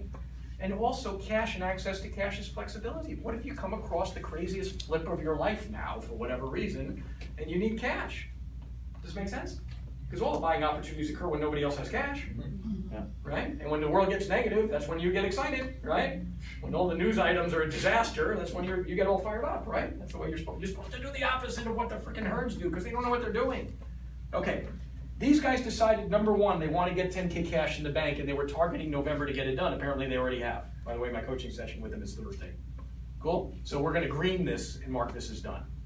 Right? Now, remember, they have 2 more deals closing in December, blah, blah, blah. So they're going to keep it over the 10K. They've got a pipeline now, right? Okay, then they wanted second because they're relatively young. They don't need much. They need a transaction a month to breathe. How cool is that? So what they want is they want to reinvest in the business. So they're doing, Facebook targeted ads and bandit signs and And then they want to pay off their debts. They decided they wanted to pay off 2000 November, pay down 2000 November, which they had already done. But now when I see them, I'm going to be, okay, when are you going to pay off the rest? Do you want to? Do you not want to? Now, here's where I differ from Dave Ramsey. Dave Ramsey says you have 15,000 in credit card debts and 15,000 cash in the bank. What does Ramsey say you're supposed to do? Pay off the debt. I totally couldn't disagree more. How stupid is that for you and your family to have no cash? God, I think that's the dumbest advice. You need cash. I'd rather you have 15,000 cash in the bank and 7,000 in credit card debt than 8,000 cash in the bank. And I mean, don't take those numbers literally, but you follow. You need to have peace of mind to be able to operate, for Pete's sakes. But you want to plan ahead. When do you want to pay off this stuff? I do want to know. Do you want to pay it off, and when do you want to pay it off, right? And they wanted to do this and this first. Well, I think they're probably going to say now it's time to make maybe 1 or 2 payments, knock out the $5,000 in credit card debt. Okay, fine, right? And then they want to get a HELOC because they want to get back. Frankly, what they want is 1 investment property by December of 2019. If you're them, do you think it's doable? Yes. Why? Because they own their house free and clear. Because they have their house clear, they can knock out the credit card debt, they can get the HELOC right now, they don't have to even pay off the $5,000 in credit card debt, they can get the HELOC because they have so much equity, right? They can go do the investment property, and now, what is my job as a coach? Well, I want to remind you what coaching is, what accountability is. Accountability is nothing more than a dialogue. Coaching is nothing more than conversation. My job is not to whack them over the head with it, you've heard me say this before, with a 2x4 saying, why didn't you do this thing you said you were going to freaking do in December? That's not coaching. That doesn't inspire. It's not going to change your behavior anyway. What's coaching? Coaching is a dialogue. How'd you do on this? Cool, let's mark it off. Which one do you want to do next? Okay, I got it. It's just setting up the plan and asking the questions and having a continuous dialogue. My question for you is, if I coach them through 2019, the whole year, what do you think they're going to have 10K cash in the bank? More and more, yeah. Do you think they're going to invest in marketing? Yes. Do you think they're going to pay off the $5,000 in credit card debt? Yes. Do you think they're going to buy an investment property? Yes. What did I do? Nothing, except the most brilliant stuff of all, which is not so brilliant. It's a little sneaky hidden secret of coaching. We have a scoreboard, and we meet continuously to talk about the scoreboard. That's all. And if you make it fun and visionary, where people are now engaged, right? And no, it's not hard. Your problem is you don't have a scoreboard. You've never sat down with a spouse, significant other, or whatever to talk about it. And the plans, when you do it together like this, it's amazing how over time you start gelling, or I don't know if compromising is the right word. Like, my wife's a little more like me after 17 years, I'm a little more like her. Although there's some weird stuff I could still share with you about our marriage. Like, she shows up with a dog a couple weeks ago, and yesterday she gives the dog away, which was saying, oh, this was a mistake because we just put a floor in, and the dog was like Marley. Everybody watched that movie? Right? Yeah. Holy crap, what a nightmare for a week. That was all my wife, and I just encouraged her the whole week, praying to the Lord, please take the dog away. The dog was a nightmare. Okay. Sorry, I love dogs. I have a Yorkie. Okay. Now that I've just ruined everybody's likability factor here, let's pause for a minute. We touched on a couple of things here. Let's pause for takeaways, and then we'll continue in a different direction. This was a weird topic, wasn't it? One thing that you learned so far in the time we've been together today. Just one thing. We start in front of the Well, for me, I think it would be, it's a good plan to work with your partner like that and have that set. Because we're together and we have problems like that, so I think this will help us a lot. Sweet, love it. Make plans together, yeah. Same thing she said. Same thing, good. Whatever she says. Yeah, that's a good answer. I'm thinking of iconic thing. But, What one little idea or lesson did you get? Yeah. yeah, financial planning. Financial planning. I think the main thing is you said always have a pipeline, always have a plan. Good, have a plan. I like the pipeline above the P&L so you can see what's coming soon. Because I put in there expected closes, and I said, no. If it's an overpriced listing, don't put it as an expected close. Be honest, right? Be safe or conservative on this. Then we can manage finances, right? Leverage. Leverage, good, excellent. Leverage, getting help and knocking things off the plate, wonderful. You mean scoreboard? Scoreboard, yes. Know it all, right? Good. I'm gonna say a couple things, continuously review, because sometimes for me, it's like I do every now and then, but to continuously look look at what your intentions are, what your plans are. Excellent. Continuously review your plans. Love that. Love that. That's accountability. By the way, that's all accountability is. Accountability is not getting somebody who acts like a jerk. Accountability is having an ongoing discipline, time frame, to have somebody to talk about this, to talk about, frankly, what you want over and over and over again. Leverage. Leverage. Excellent. Definitely the P&L sheet. But my question, sorry, can I ask a question too? Like, I always plan like whole year, my whole like year, because that's what I'm accustomed to. When you do your P&L sheet with your clients or when you're coaching them, do you plan, like I saw 6 months? Are you planning 6 months off of last year, or are you just planning future 6 months? Zero. We don't plan at all. You don't plan at all? And I know this sounds crazy, but I don't believe in projections. They're a waste of time and energy. It's not gonna look like that anyway. I believe in, you look at the historical scoreboard to make decisions, and each month you fill in the results. Yeah. So you plan it on the 6 months? I plan it on 0 Oh, like plan, you do So, 0 now, plan? when we do a strategic plan, if you will, it's a half a page of, here's what I want, here's my objective, or objectives, right? We have 3 objectives because we have 3 different basic products, right? Because we wanna do the accountability to this thing and this thing to that thing or whatever, right? And underneath, each one of them has, in my case, I like doing 3 action items that are most important, and that's all I review every month. But no financial projections for future months. And the reason we don't need financial projections for future months, you know why? Because we already know, for example, that these guys here, basically, if they do 1 deal a month, we know they're good, right? We know they're at least flush, and not putting away money necessarily, but flush. And we also know they're gonna close 2 in December and close 2 in January, right? And we also know there's a bunch coming up here. Right. So I don't need to see anything in here. We just review historical, make decisions on what to change. So we could look at some items down here and they could say, well, hey, this expense is too high. I was in true story. I'm in an office in Glendora with a broker, right? Who you met, who has taken over a business from his folks after many, many years. And he puts together his P&L and he says, Dave, I want you privately coaching me this year because I've never done the P&Ls. My mom's been doing it for years. And he's a very strong realtor and all this, right? So he started to do his P&Ls, and now they're like experts, right? Why are they like experts? Because I've been doing it with them all year long.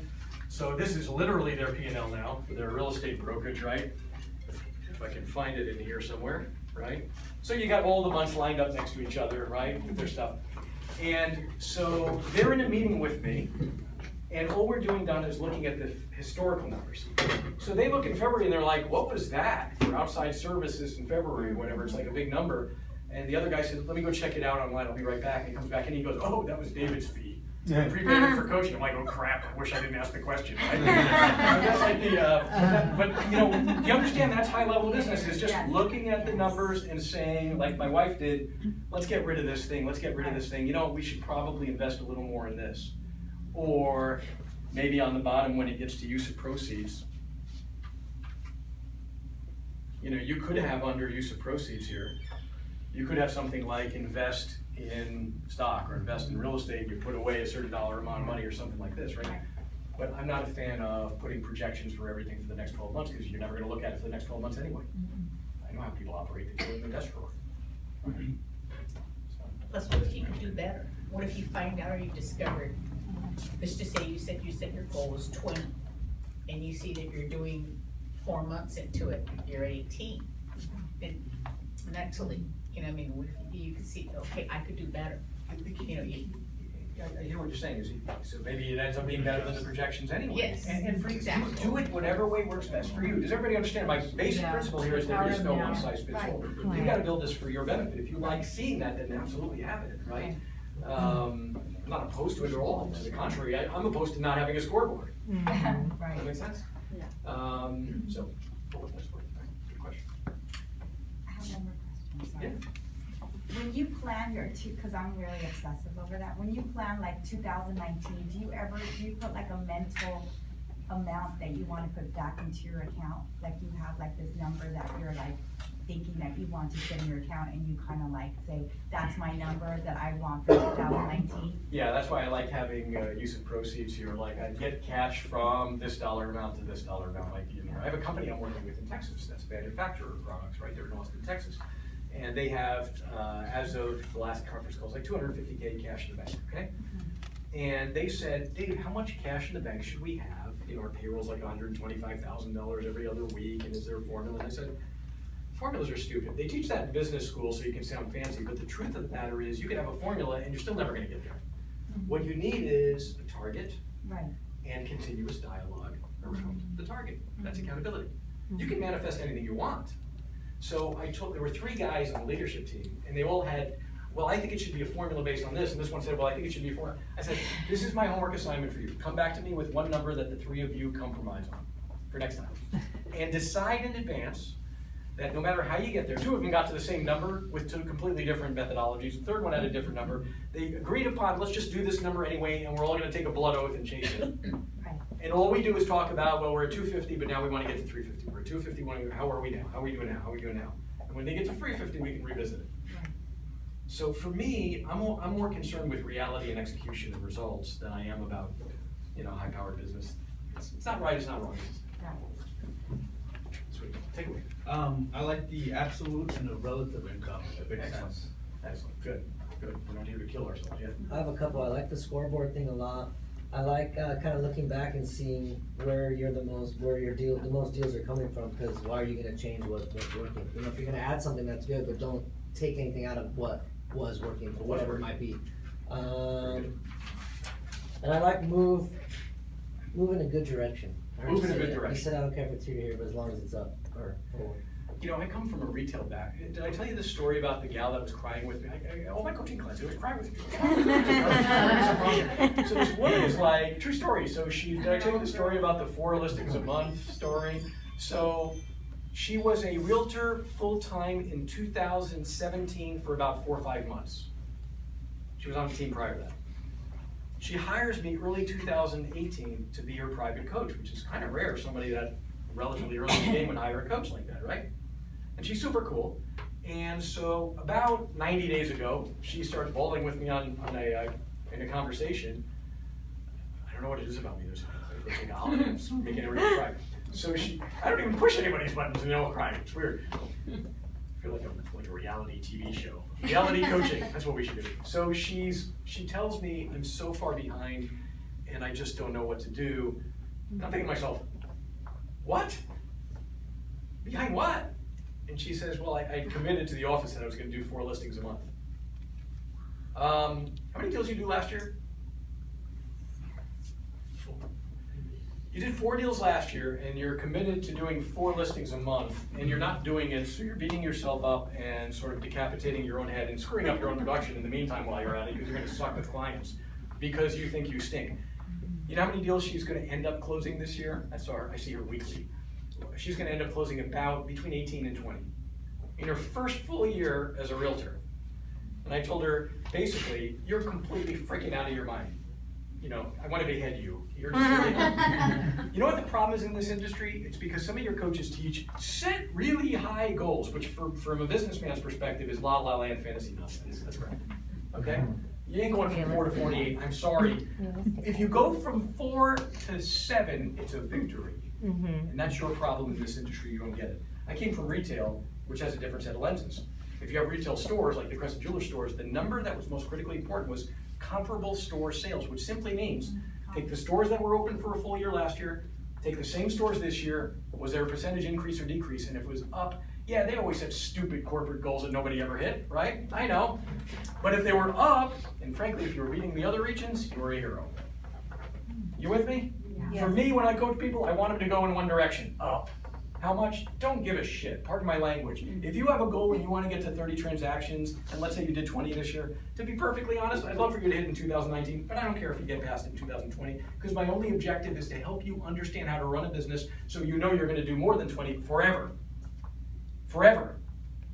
And if it takes 3 months or 6 months or 12 months or 24, my brother-in-law, the whole famous story with him, he went from 2 million in 2013. Oh, by the way, he's now over 11 million. And I tell the story about him and his buddies, and now the 7 of them went from 17 to 37 to 78 million. He's a completely different realtor. He doesn't need my help anymore. He doesn't even ask me for help anymore. He doesn't need me. But what people don't hear is how it started in the beginning. You want the real story that I don't tell in my 500-person events, right? He went from 2 million to 3.7 million in 2014. So he went from like 6 deals to 9 or 10. That's it. Now the problem was, of the 7 guys that I was coaching in his group, he was the slowest starter. He had the worst momentum. About 60 days into this is a true story, two decent producers in the group, Henry Tran and Roger Zelaya, pulled me aside and said, Dave, we're a little ashamed to come to you with this. What? Well, like, we know you're coaching us for free, if you remember my story back then, for like months, but your brother-in-law is not doing the minimum standard of performance required for this to be in this group, and like, you're his brother-in-law and you're the coach, what do we do? What did I tell him? He said, whack him, kick him out. So they kicked him out. What I don't tell in my seminars, he got kicked out of my own free coaching group 2 months into this thing. He stunk. About 2 months later, true story, I shared this with him in front of people in his new office. It was very comical. I don't think he liked it. So we're telling the story, and about 2 months later, they let him back in because he really, you know what kept him and really got him to work? He did not like being kicked out of the group because it was his buddies. Listen to me carefully. One of the most important things in a mastermind group or in an office is the type of dialogue and culture you have with each other. Every group's different, so it's not going to be like their group. Their group was like, there were 7 buddies. He and 2 others were Colombian, 2 from Nicaragua. They were all, it was like the Central American, South American cartel, right? It was all 7. and by the way, listen to this. You don't know the story behind this. The story is, they got along so well as friends before they even formed the group that they started locker room talk. They would email each other daily and copy me on the crazy email strings where they would use slacker as a curse word. So they would say, hey slacker, nice job not putting in your metrics at 12 noon today. Hey slacker, nice job being number 7 out of 7 last week. They would do this to each other every day. Now that's not everybody's style, but it was brilliant for them. And you need to have an esprit de corps, a competition, a camaraderie, a culture that lends itself to weekly meetings, if you ask me. That's what drives a business, with metrics. And especially if it's fun or crazy or whatever your style is, right? Whatever your social climate is, then it builds. He wanted back in the freaking group. He started working because they were his buddies, and he formed it for free, right? Okay. I don't know where we are. Takeaways, and I want to come back to Nick's topic in a few minutes. Cassius can just visualize your financials in front of you. Just keep focused on your spending. That's right. And I'm here to ruin it for you all. You ready? Almost none of you will ever do it. Which means what? That's not true. I'm doing Donna it does it. now. I'm doing Irene it. does it. That's not Just true. me does it. Good. But not as well as I should be doing it. Okay, so just for you, For sure. I'm saying this, of course, just to get under people's skin to hopefully create a reaction, to create a change of activity, of course, hopefully. But here's the problem. You 3 may do it, but in most offices it's going to be 0 even after I do these meetings. And the reason is because they try to do it themselves, and they have no freaking self-discipline anyway, and they don't do it every month, and then they don't talk to them about it. They have no one to talk to about it every month, so they just stop. That's why leverage, get somebody to do it for you, for goodness sakes. It's not rocket science, right? I can give you names, or you can get your own. Find one person who wants to go. Look, you find somebody who likes numbers and taking numbers off a spreadsheet, and I swear to you, I can help them create a full-time business just on my clients who need this help a lot. Seriously. Okay, but you should, in my opinion, do it one. Don't even do it one. Get somebody to do it. You just want to look at the scoreboard. It's like doing laundry, right? If it's therapeutic for you, okay, put the numbers in. I do have a friend, she actually advised me to do that, so she'll be doing it. Yeah. Is that sheet that you have, is that in addition to the QuickBooks you're talking about, or whatever program you use, or is that? This is just my own sheet, you know, so if you're in the accountability program, right, text Amani and she'll send you a copy of it. Okay. Anybody that's in that, just, you have her cell number? I don't. Let me give it to you right now. Amani, AMA, any of you want it that are doing the program, she'll just send you any templates that we have. So AMANIE 760-703-7045. And you better get it now because we're going to be charging money for it next year. 760-703-7045. Among other things. This is part of the bundling thing? For the bundle package? Ask her for it. Nickel cost. Actually, this was my urgency because if I didn't say that, you never did it. Yeah, if you're not in it. Whatever. Yeah, go get it. Takeaways. So I'm sorry, that's 2 different things. Those are separate. This That sheet P&L and then, sheet, like- yeah, the sheet's in it's called, if you text her and ask her for the board BOARD package, that's what we do for our higher level folks that come find us. Also P&L and the importance of the 5 voices. So maybe drop a few. Maybe even fill By voices or by people?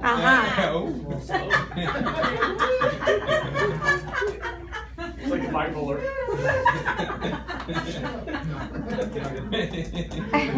Well, Angel's always been good about our numbers and everything, and I'm on the same page with them all the time.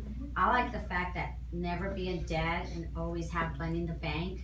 10,000 is not a lot, but you know. Or you pick your number, right? Whatever Yeah, that number is for your family. I'm the type of person, I start stressing, I start like, you know, if I see like our credit cards are maxed out or something, I get in a panic. That's just me. But as it is, I'm not a big spender, but I like the fact that, you know, the whole picture there, having money in the bank and not having debt, it's a good feeling. It really is. That maybe your rules want to cover it. Yeah, and the great thing about it, Angel's really good with numbers, so we're always like on the same page with that, so, which is good. Love it. Excellent. Yeah. I love when you opened it up with the networking of the owner, David Anderson, who owns the Lion's Desk. That was good, and I listened. I like when Angel said, we need to get our past clients and database in, and that goes together, that collaborates. And the monthly, since my husband passed, I'm teaching the girls now every month, and they're not asking me for anything anymore. So there's, Mom, did you close yet?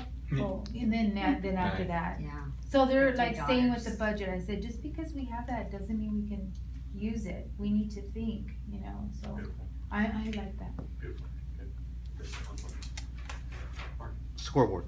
Scoreboard. Scoreboard. Love it. Good. Excellent. Okay, definitely the P&L. The P&L. Okay, good. I don't do any of that. I need to Yes. implement. Yes. The scoreboard. Scoreboard. I'm gonna say I'm happy I have a scoreboard where I've actually done it just because my dad. But I think the most important thing was the absolute versus relative income. So Relative, absolute versus relative income. Good. Excellent. Excellent. If you're working too much, then you're working too much. So, but we need to stop, breathe, and think, and lever, right? Because you can't grow. You can't grow. Good thing. I'm moving to the Inland Empire. You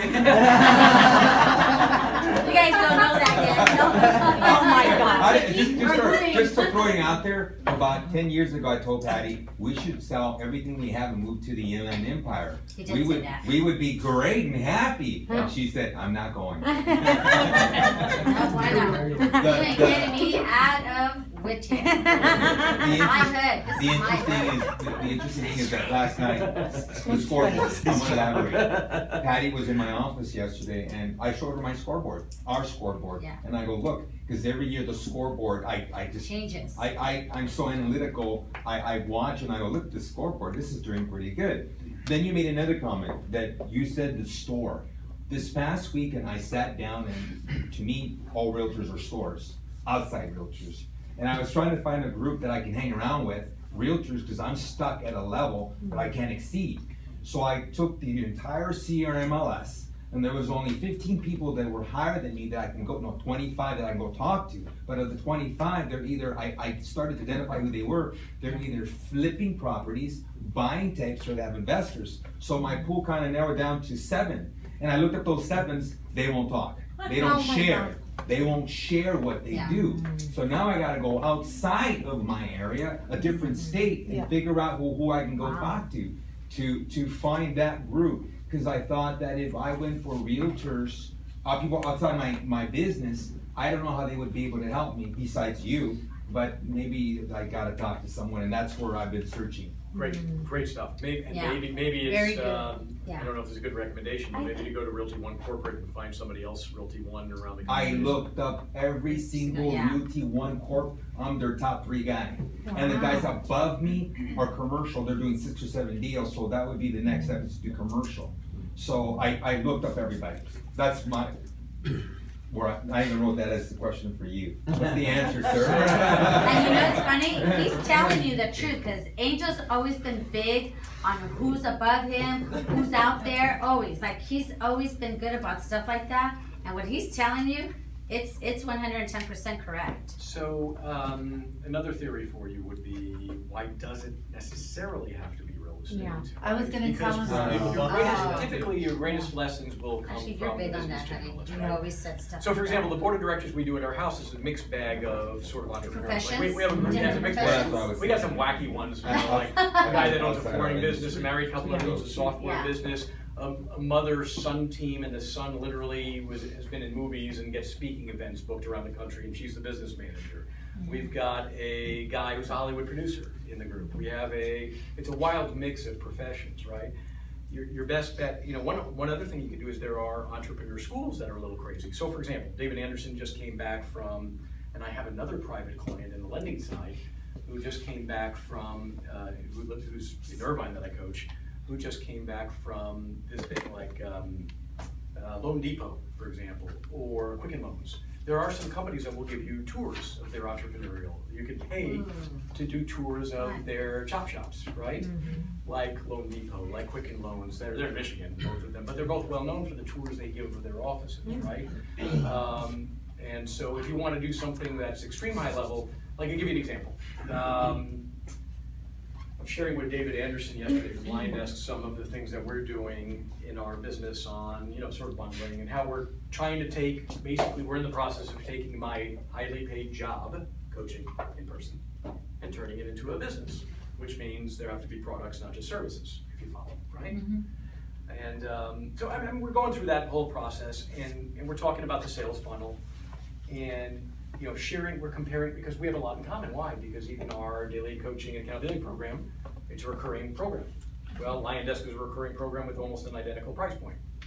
So we're asking and comparing notes on what's rescission rate, what's add-on rate, what's sell-up, all this kind of crazy stuff, right? What are you gonna do next strategically? We have a lot in common. He's telling me as we're talking about this, so you learn a lot, it can be from peers, but it can be peers with different products, okay? Similar funnel maybe, right?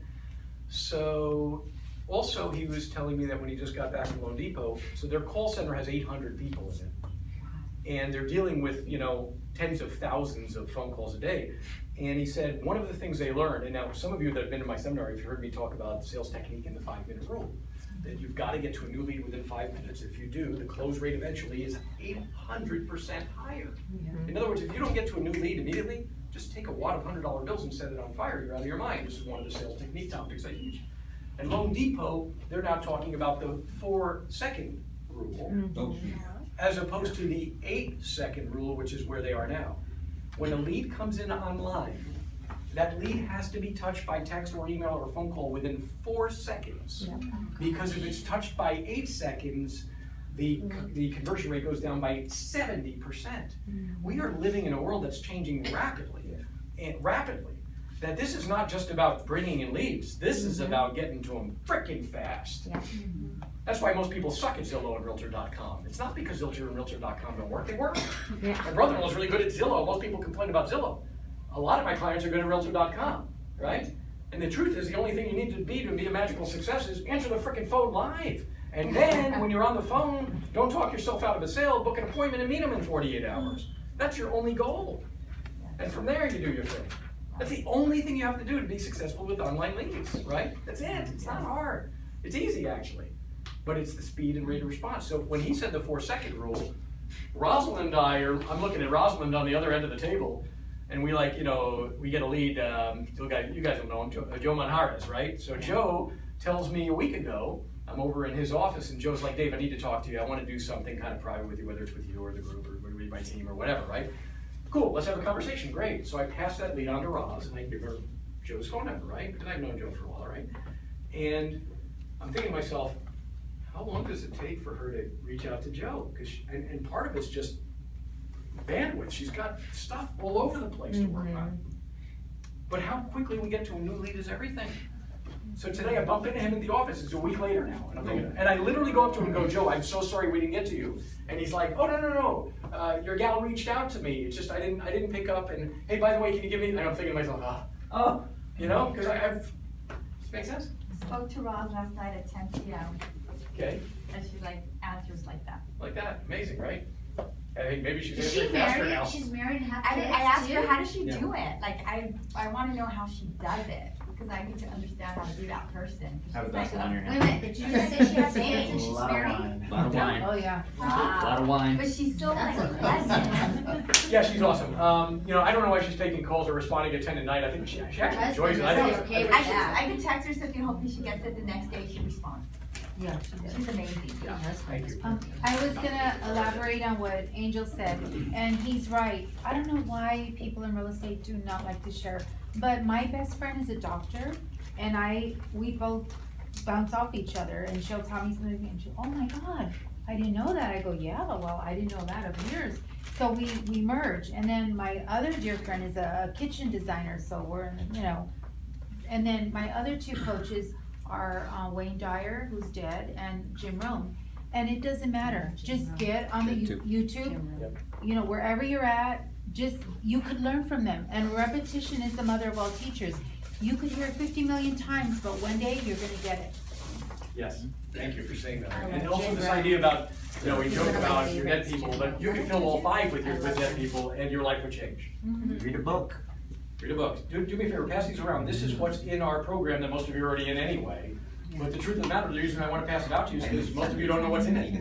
I mean, literally don't know what's in it, don't use it, right? So you can use this so that maybe I or we can fill one of them, fill that gap, or you'd be one of the 5 or whatever. That's the whole point, right?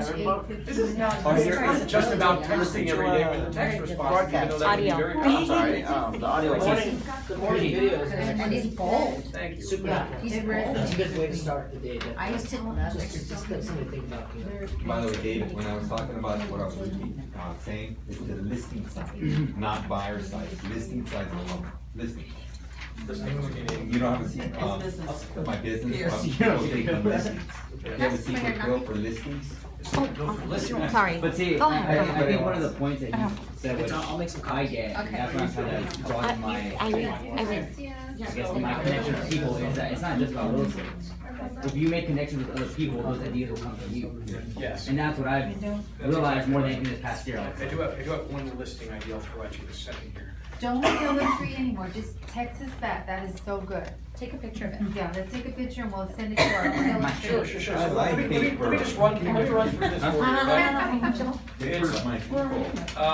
It's unlimited texting. This is the thing everybody screws up. I tell people, treat it like a $1,000 a month program and text me questions every day. Okay. Right? And when you text me questions, I won't get back to you that very minute. It But I will get back with the reply. And the replies, sometimes, if it's really sensitive, like I had one this morning who literally vented about a marital situation. And this is somebody who's very strong, who I've done a lot of stuff with, and vented through this program. And I told him I'm gonna call him up over the weekend privately and we're gonna chat. Because for me, that's more important than business anyway. I'll spend as much time on the phone because everything, well, anyway, leave that topic for now. This business ain't going anywhere without that either, so. But text me your coach and treat it like a freaking coach, for Pete's sakes. Use it. Now, some people send in such juicy questions that what I do is I reply to it, send you a video, and then I send the video to the entire accountability group or whatever, whatever we call this thing, right? Are you using Line Desk for this? We're using Line Desk for this, right? The second thing is the morning videos, and you'll find more videos as we go along here because I'm obsessed with doing more and more videos, right? Number 3 is the text questions. Goes off twice. Alright. So number 3 is the texting questions. So if you don't give us questions, we're automatically putting questions on people anyway. But the idea is you're going to change the questions and make them the 3 questions that are most important to you, that you answer every day and reply to them. A lot of people don't, but reply. It takes 2 seconds to reply, and then we reply to your reply. And what's the difference between that and having daily accountability? The answer is that is daily accountability. It's a dialogue, and it can be a text dialogue, right? And it gets you doing things. There's some people that have made huge changes. We have a guy, a lender, Cole Strange, lost 35 pounds, and he's doing this just for his weight. He's not doing it for his lending. True story, right? Live broadcast mastermind. So you probably noticed this might be something crazy if you guys want to do this to attract attention to your office. So we've got an office that's doing every other week where some of you have seen it. We're broadcasting live the mastermind. So if you guys want to do that going forward, where whatever we're doing here, we broadcast it, everybody in our community will watch it, it'll get you a little attention for your office too if you want, right? So right now we're doing that every other week with one office. And it was a very cool setup this past week. It was good dialogue. But our desire is to do 2 offices every week. So people literally don't have to leave. They can just, because you notice we send a text with the link. You just click on the link and you're watching the mastermind, right? Live. and we have it stored up in archive. Conference calls. We got 3 free tickets to every event. So here's the event one. I'll give you the flyer now. And the one thing I would love for you guys to do, maybe Angel, if you or whoever's the administrative person around here, or whoever's organized, just make a giant list of everybody that wants to attend. We got one coming up here Friday, January 18th. So we're gonna do 6 for this group. And you can bring 3 tickets each or something like that. You can bring guests. By the way, if you want to bring guests that are non-real estate, great. Okay? And this will be an interesting one, so we're going to do a couple of interesting topics, as you see there. That one's going to be Friday, January 18th in Brea, very close for you guys, right? But we do need a guest, like a list of names and all that, just for our own, so we know. I'm gonna have to drive in because they would hear. That's the problem. Okay, so that's part of the program is the events. By the way, once in a while we do events that pop up that are not our regular events, and we'll send you an invitation with free tickets to it also. So if you need immersion, you're gonna get immersion, right? If you haven't gotten a copy of the book, anybody need a copy of the book that didn't get one? I didn't get a book. You didn't get a book? I So gave can mine one to of my you- broker. Can one of you stalk me to the car on the way out, maybe Mark or something? yes. Well, I'll give you copies. I gave mine to my Now we broker. want a You book. giving books out? I didn't give you a book? No. Okay. No, none of I us already- got one, Dave. That's rude. You guys already What got the one? heck? Tell them, Nick, tell them. Wow. It's a good book. Good. And I'm working on another one now, by the way, so but we're only like 12 pages into it. So Oh, this is okay. really We're doing Lion Dust training sessions, and you get access to the templates like we're talking about here, right? It's part of the program, right? But use it for Pete's sakes. I got people texting me saying, Dave, I look, you know, people are like, oh, I don't know if I'm using it or whatever. No, that's your problem. What's wrong with you? So I get a text this morning, seriously. You know my attitude about this. I tell people, if you're privately coaching with me and your business gets worse, it's your freaking fault. It's your business. If you get better when you're working with me, it's because of you, right? So I get a text this morning here. I get texts from people in my program constantly, right? Here's a lender. Hi, coach. Do you have another second? He wants to talk more privately. I'll call him up. Right? Not the minute, but I'll call him up and talk. But people are not taking advantage of this stuff. Oh, by the way, if you want to get another coach, how much are you going to spend? Just asking. Oh, and you get it by phone too, so that's a whole other problem. Yeah, so use it for Pete's sake. Use it, share it, bring in some friends, bring in some more friends to the group, So okay? to join, we just call this number? Call Roz on the number and tell her you're part of this office because it's not 29, it's cheaper for you guys, right? So we're just going to, okay? Wonderful. I'm paying $29. What do you mean it's cheaper for them? Then you should be cheaper if you're in this office. Yeah, tell her yes. Dave, Right? but I'm with the C21. Oh, then you, yeah, sorry. We charge them. Sorry, they charge That's more. C21 more. Did you know she was C21 now? Which office are you in? Busted. Joe. Which one are you? All stars. Oh, you're All-Stars, okay, good. Hey, so what was the secret? Bill, you ever said about getting easy? Okay, the only thing I got for you it's not new, it's not interesting, it's pretty mundane, but it's important.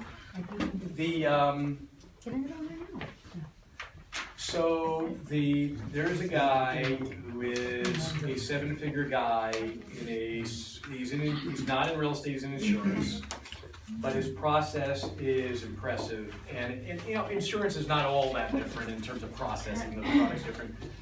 But the one thing he does that's fantastic is, I've never seen anyone work a database like him, not even myself. Okay, not even, and when I mean myself, I don't even mean me, I mean even the marketing company I ran.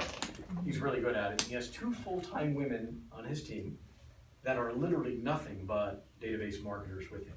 And when I mean that, I mean a full barrage of, you name it, it's basically all of the tactics of marketing. So if you guys remember the 7, I'll do it very fast because I want to answer a question or something that, well, we don't have much time here, so I don't know if I'll get to it this time. If you want, here are the 6 tactics of database marketing in order of power. You heard this one before, but I'm going to do a repeat because even though you heard it, you probably didn't hear it, if you know what I mean. So here are the 6 tactics of database marketing in order of effectiveness. Number 1, face-to-face appointments. Which is why the number 1 thing you can do now or ever, if you ever need a jump start in your business that's worrying you, deliver gifts like a maniac and watch what happens. There is nothing better, okay? Number 1 is face-to-face appointments, okay? You remember the story of my brother-in-law delivering Krispy Kreme donuts and getting free buyer's escrow in 45 days when all he did was deliver donuts. It's crazy. Oh, by the way, here's a brother-in-law update. You ready? My brother-in-law tells me last week when I saw him that, ooh, I have a better one. What's the better one? I started doing my gift giving November 1st this year. Now, please remember, this is a guy I started with in 2013, and he delivers donuts for 45 days or whatever. He gets 3 buyers in escrow by doing nothing but wearing a Remax t-shirt and his name tag, Remax polo shirt and name tag. And he only did 6 deals the prior year, okay? Now here he is doing a lot more volume, 11 million in closings this year. He's landed a new home development. He's doing the listings on all of the condos, 110. Oh, that's amazing. None of them are gonna close this year. I want It's gonna be those all feelings. next year. Okay. He's completely a different human being now, or whatever, right? So, except that he doesn't know how to manage money, but he's a completely different human being. I mention him because he says, so you might wanna listen to him, because here he is 6 years later, still doing the gift giving, which should tell you something, kids. And this is what he says, ooh, you're gonna love this, Dave. So I started doing it November 1, and of course it's a lot more people than it was back then. Hopefully you're jotting down takeaways on this one, because this is kind of important. Here's a guy still doing this 5 years later, he's doing a lot more, and he started November 1, I'm just saying. And this is what his gifts are. And he shows me, he's like all proud to show me off the gifts. And just like when he showed me the Krispy Kreme donuts, again this year I looked at it and go, oh. So this is his gift. He made the disposable Trader Joe's-ish type bag with his logo on it. You know, you can make those in mass for like $1.75 or something like this. I don't know what they cost, right? So he got one of those. And in it, he put, you know those old Morton salt shakers, like the cylindrical ones, the blue ones that have the little aluminum? They're ancient. Yeah, the ancient ones. Yes, they're He ancient. bought those, He wrapped them. he wrapped them with his logo. Yeah, cause I had a They're 58 cents. I had a client come Okay. in, I had a buyer come in and she's like, yeah, I'm looking to sell my house, but I really can't go with any other than realtor. And I said, well, tell me what's so great about your real estate agent? I just kinda know. She goes, well, she leaves this salt shaker outside my house every year. And she's been doing that every year, and she wraps it with her name, and I just can't go anywhere else but with her. Yeah, what's And that all I about? said, you mean What's wrong with I these didn't do people? the They're salt shaker? That's all it took? I'll Get give a them salt salt shaker. and peppers. And it gets worse, it gets worse. I'll So he give put, them it's worse, he tapioca. puts his logo there, and on it it says, there's the Bible verse, be the salt of the world, and the light of They're the. done. And he spelled They're light done. wrong. It says L-I-T-H-E, so he started getting complaints, like, you spelled light wrong. But he got their number. Yeah. It was a beautiful Bible verse, right? So, okay, But he so got he the does phone that, number. right? Okay, good, I like that.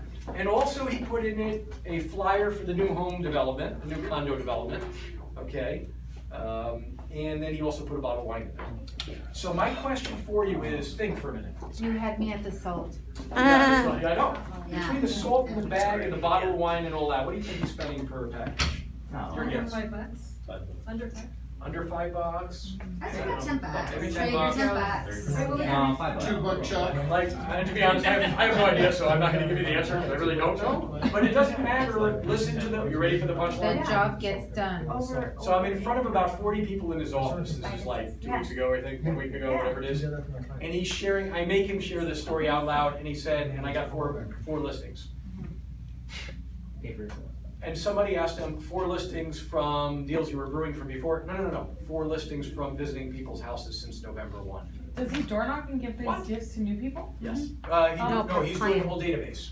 Oh. Friends, Face to family, past client, circle of influence, church friends, neighbors, professional contacts, all of that stuff. All of that stuff. That's awesome. David, There's nothing with I just met with my personal team, and I told them to meet, besides what they get on my team, to meet their goals. I just told them to capitalize and reach out what you just said, their friends, specifically my young ones, their friends, parents. They have a lot of Because friends. the friends' parents, that's our target for us, Yep. it's Yes. 65 plus. That's where the money is, those are the people that are gonna be moving. That's right, and people that are like younger generational realtors think they have And no buying. influence. They have a far more influence than they think, especially if you can leverage family and. Anyway, They're so number selling and 1, buying. face-to-face, number 2 is texting. Texting. Second most powerful is texting, it is not phone calls. That's why we use texting like maniacs. Number 3, Facebook Messenger. By the way, the purpose of texting is to get to face-to-face. The purpose of number 3, Facebook Messenger, is to get to face-to-face. 3 is either Facebook Messenger or Instagram direct messaging, same thing, they operate just like texting. David, your relative, did he pick up that condo complex through his past clients delivering, or just? No, that was more of like an, Right kind of place at the right relationships time. within his office corporate. So he so built it's the right relationships place, with the right time. office, and they sort of, yeah, it was right place, right time, it Right wasn't time, really his right place, database. But what's funny about it is, has nothing to do with anything, but he was living in Montana and Rancho for the last 4 or 5 years, and he moved to Anaheim to go work with this office in this chain for a couple of reasons. And so he goes down there and he lands this new home development back in Montana. So here he is, driving every day back to where he just moved from, miserable. That's okay, it's all Now good, you it's know worth my it. commute. Yeah, okay. It's not that far. Number Right. 4 is phone calls.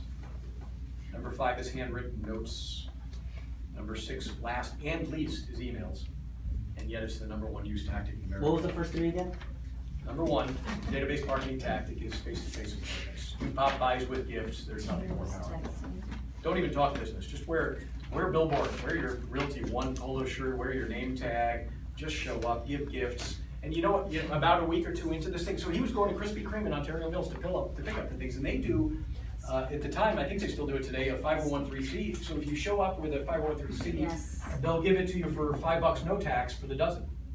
So he made friends with the manager kept giving him the transparent bag for every box, so he would leave with 3, 4, 5, 6, 8 boxes in the bag, and he looked hilarious. And he comes to me a week or 2 later, 3 weeks later, whatever, and he says, Dave, this is too much for me. And I'm thinking, oh, this guy's not gonna make it. And he says, no, it's too much for me. I can only do like 2, 3, 4 today. And I'm like, why? Like this guy, I don't know, And he says, why? He says, everywhere I go, it's the same thing. They always invite me in, and then they want to feed me, and then it's an hour or 2, and it's the whole family, and it's catching up on life. And you know what I'm thinking?